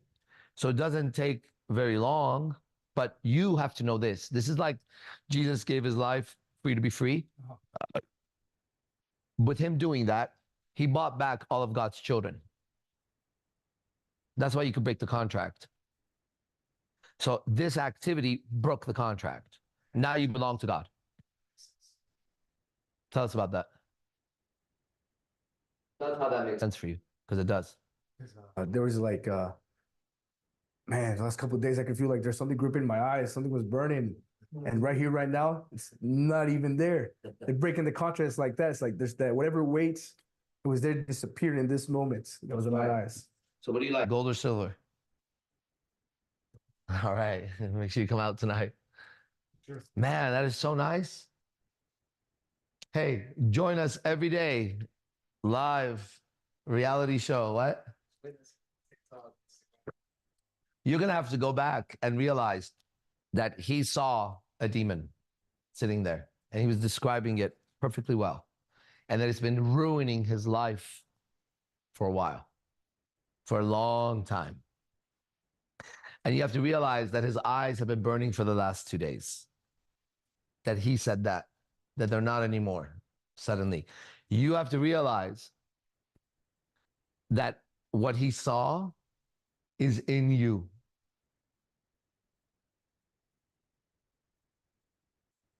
More than one. And when you see it and you release your soul to Christ, right? So that is a baptism, by the way. When a man is now, I belong to the Father now. See, now you don't have any more earthly mom and dad. Think about them for a second. It's not like that. Well, welcome to the kingdom. His mom and dad don't register anymore the same because you belong to the Father. Now we can talk. You get it? Now everything I said is going to make more sense. Isn't that crazy? It's awesome. Yeah. You see that thing you fought? Yeah. That's your job with me. To get rid of that in them. Yeah, definitely. Can you see how they're suffering from that? Yeah. Everybody, every man, right? You know that demon, what it does. Yeah, it grips your soul. So that's your job. If you're around me. No, it makes sense. It's definitely the cross and was go through it for sure. Mm-hmm. On different levels. So what's it feel like to know who your real father is now? The words, it feels like he's always been there. Exactly. Always been. Because the moment you called on him, there you go. And there's proof of what we said earlier. What's it feel like, Jaime, seeing that? You want that? Right? That's all we ever wanted. Otherwise, you and I would not sit in Vegas doing this. You get it? We wanted that over everything, so we give up our lives. And everybody thought we were picking up chicks. Yeah, we're going to be picking you chicks up from hell. We are picking up chicks. We've never changed it. Yeah, we are learning game. We're giving you a real game to play. The one that God wrote for us, man over woman, man to Christ, that. We're playing that game. This is what we're doing here. We are men going out there playing a game of picking up women. And we're doing it in accordance to this book. Okay? And I can show you my life and it makes sense in that book. So yeah, we're still picking up women. We're playing a game. We also, to do that, we create characters that women are attracted to. But this one, the role is given by our Father. So get ready, because he's a way better author than I was. Right? If you thought we were good then, watch out, chicks. We're coming for y'all. The hottest of y'all. To pick you up and teach you a game. Get it? And romance you and all that shit. Okay? This is the greatest romantic novel ever. Talk about romance, read that. Ooh. Shh. But you won't find any sex in it, which is interesting. So romance is not sex. Sex is a hex, and that's what it looks like. That is what's having sex in everybody. He just showed you it because what's Geo's symbol? The eye. Because he can see it. See that? He described it with detail. So when you're having sex, unless you're having a righteous seed or with a righteous man, that's what's having sex in you. And that's why it feels like that. It feels like that, just so you know. It's awesome. That's disgusting, right? That's some trashy shit. Okay, do you see that demon? Okay, now think about the strip club. And you'll see it everywhere. You'll even see its tongue movement. You'll see its movement. You see how it grips. It's the same one, man. Why? Because you were a powerful black magician. I said that, you and Zothis. So you were actually able to conjure some shit because you had the light of the Father. Like you said, he's always been there. And that's what the devil does. He steals the best. Right? Because he's jealous. He's jealous. So you know what the Father did in this group? He hid everybody. And if then now look at your entire life, you would see that there was a father hiding his son in hell and training him for the role that you're supposed to play with me. That was all. Now all that nasty shit he did was actually training to defeat that demon. You know everything you need to know about it. Sure. And you're the only one that could really conjure that thing, right? Your whole life should suddenly seem like a perfect novel of a hero or a child of God, the boy who became a God, right? Like everything, every bad decision you made, think about something you should be ashamed of. Anything comes up, just anything. You don't have to tell me. Tell me when you thought about it. Okay. Okay, you see that experience? Yeah. Listen, that experience was hiding you. You looked like one of his children on the other side. If you were righteous during that moment, something else would have happened in your life and you wouldn't be here. Sure. You see that? So because every bad experience I had, I was still righteous in it. Even that thing you did that you were ashamed or whatever the fuck it was, you still kept righteousness to the end, right? You didn't go all the way in it. You never went all the way back. You went to the edge and pulled back. That would be the Father pulling you back. Enough, son. Exactly. That's exactly what it felt like, yeah. So that means you never did one wrong thing in your life. Like for real. See that? You'll never think about the next thing you do. Because it would be impossible to be that right to be here right now and have this conversation. You and I could have never planned this conversation, bro. You know how crazy this is? Remember the first time you saw me on YouTube? Real, yeah. What are we doing, bro? But then why are you so free right now and so am I? It's like a fairy tale. Whatever they're getting online, they're getting. But you and I know they'll never get what we're experiencing right now here. Like it must be so magical to see it on that side. But it's a miracle to be here. It really is. Yeah, it's a magical to you because you're going to have to figure out all the pieces that made this happen. You saw it. So you saw the magic trick and it was amazing. But here, it wasn't a magic trick. It was a miracle. And that would be like that magician that you saw like walk through the wall, through the mirrors and the fog and the double people they have. That's how they do it. Suddenly, somebody walked through the wall. That would be a miracle versus magic, right? And the difference was the one that walked through the wall as a magician spent hours and hours and hours to create the illusion where suddenly one who never did magic walked through the wall suddenly. That's the difference. You and I went to the edge of darkness, but never did it. That's why we're here. And I know about my life, I was hidden. And I'm still hidden. And so are you. And that's why we look like this, all of us. You're supposed to be hidden if you're in this group. Why? Because we just read it again, synchronicity. I'm going through it, see what holds my attention. And that one does. As I start reading it, I know the difference between revelation and thought. As I'm reading it, the revelation comes. Stop reading to yourself. Start speaking out loud. This is right. But the grip here is read a little bit more just to make sure, because he's deep in it and you're about to interrupt. Right here, my mouth goes back and I start reading, I tell you. And it was exactly right. Right? But who is going to do this work for me and fight this wickedness?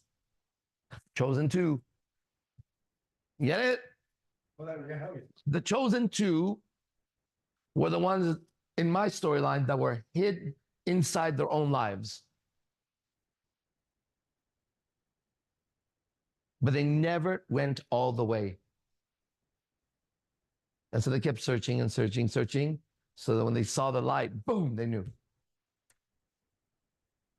You can no longer be fooled into any kind of sex magic. Nobody could convince you it's right. Oh, sure. No reward in it. Do you get that? Yeah, I do. That's a righteous heart about that subject. Thus, you are who you are to me here, and you're going to have to go do that.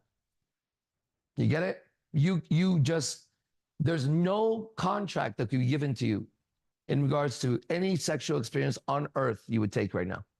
Oh, no. Doesn't mean no. Doesn't compare at all. Isn't that amazing? You're free of that hex. There's no contract any woman could put in front of you that you would become unrighteous to have sex with her for. Yeah, am I right? Yeah, I see what you're saying. So that means the next time you're in a strip club, you actually don't have to think about what you do. If you want to smack her ass, do it.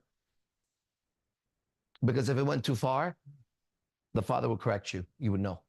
And he would correct you with a quick, that's wrong. And then you would immediately confess, hey, my apologies. Sometimes the devil gets a hold of me in fucked up places like this. I'm going to buy 3 dances from you whenever you want. You'll get corrected. And then what would have been a oops, which is a demon, it's the sound of a demon. It's like a fart. Oops. What would have been a oops is hell yeah. And you take the word hell away from him. Hell yeah. Every time. Okay. His name is Saint.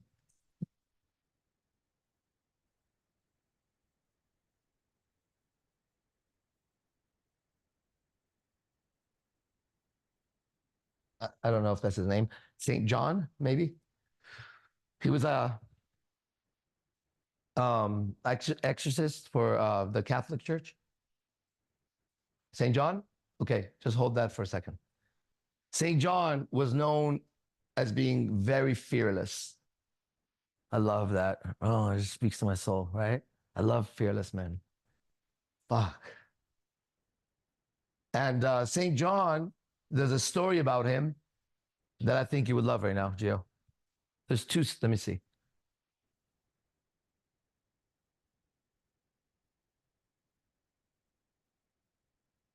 There's 2 stories about him, right? He was just known to be so fearless. And the monks that, you remember the retreat we went to? Yeah. Now I know all about that place. If we were in San Jose, we'd be there next week. It's a whole different place, and we all knew it. Look at where we ended up. Damn. We all ended up there. Fuck. Anyways. You all knew it was hella haunted, right? You all knew laying in that bed that there was demons right here. Did you know that? Did anybody experience that? You know, when you were in the shower, they were like here. You know, everywhere in your fucking little room, when you sat down to close your eyes, or at night when you went to sleep, it was like, this place is fucking. Oh my God, you caught it on fire. You were the one that caught it on fire. Really, though? That makes total sense. Because no one saw it. Right? Oh man, you see, it was good, but it's so much better when you know what the plan was. And we knew it was better than whatever it was somehow. That's trippy.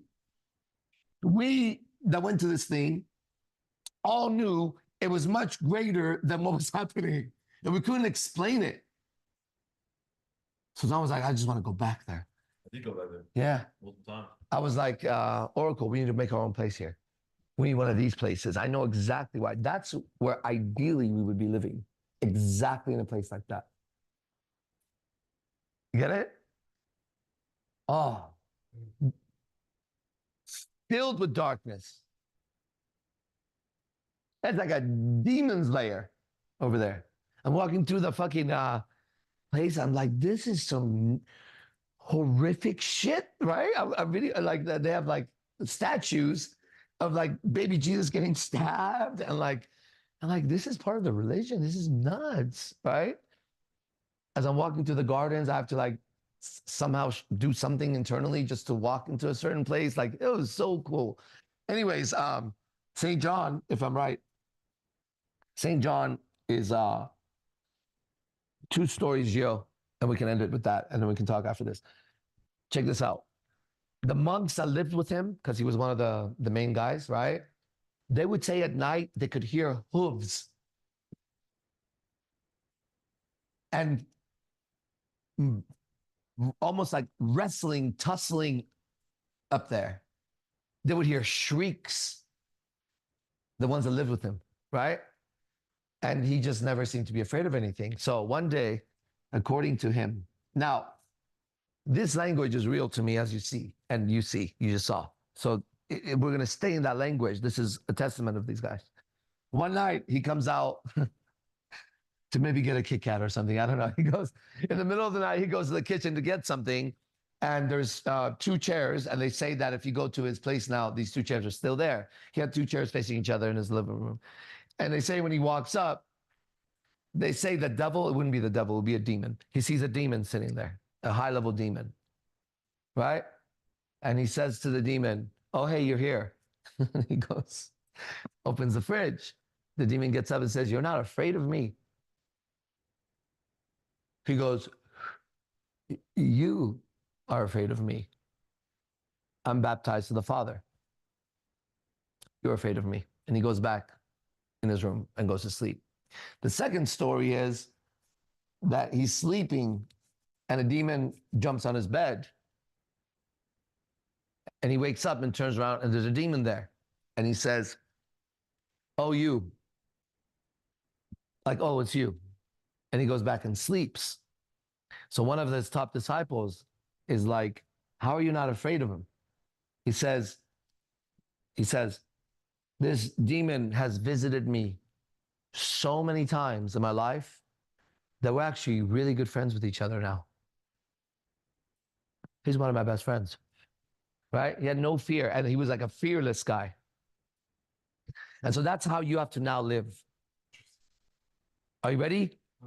Ready? In regards to sex, especially, because that's what's hexing you. You got to look at sex like that demon sitting in the chair. Every time it shows, oh, it's you again? Every time it shows up. All right, you again? Yeah? Yeah. Hey. All right, wait. Hold on. Yes. Thank you for coming. See you. Bye. Let's end.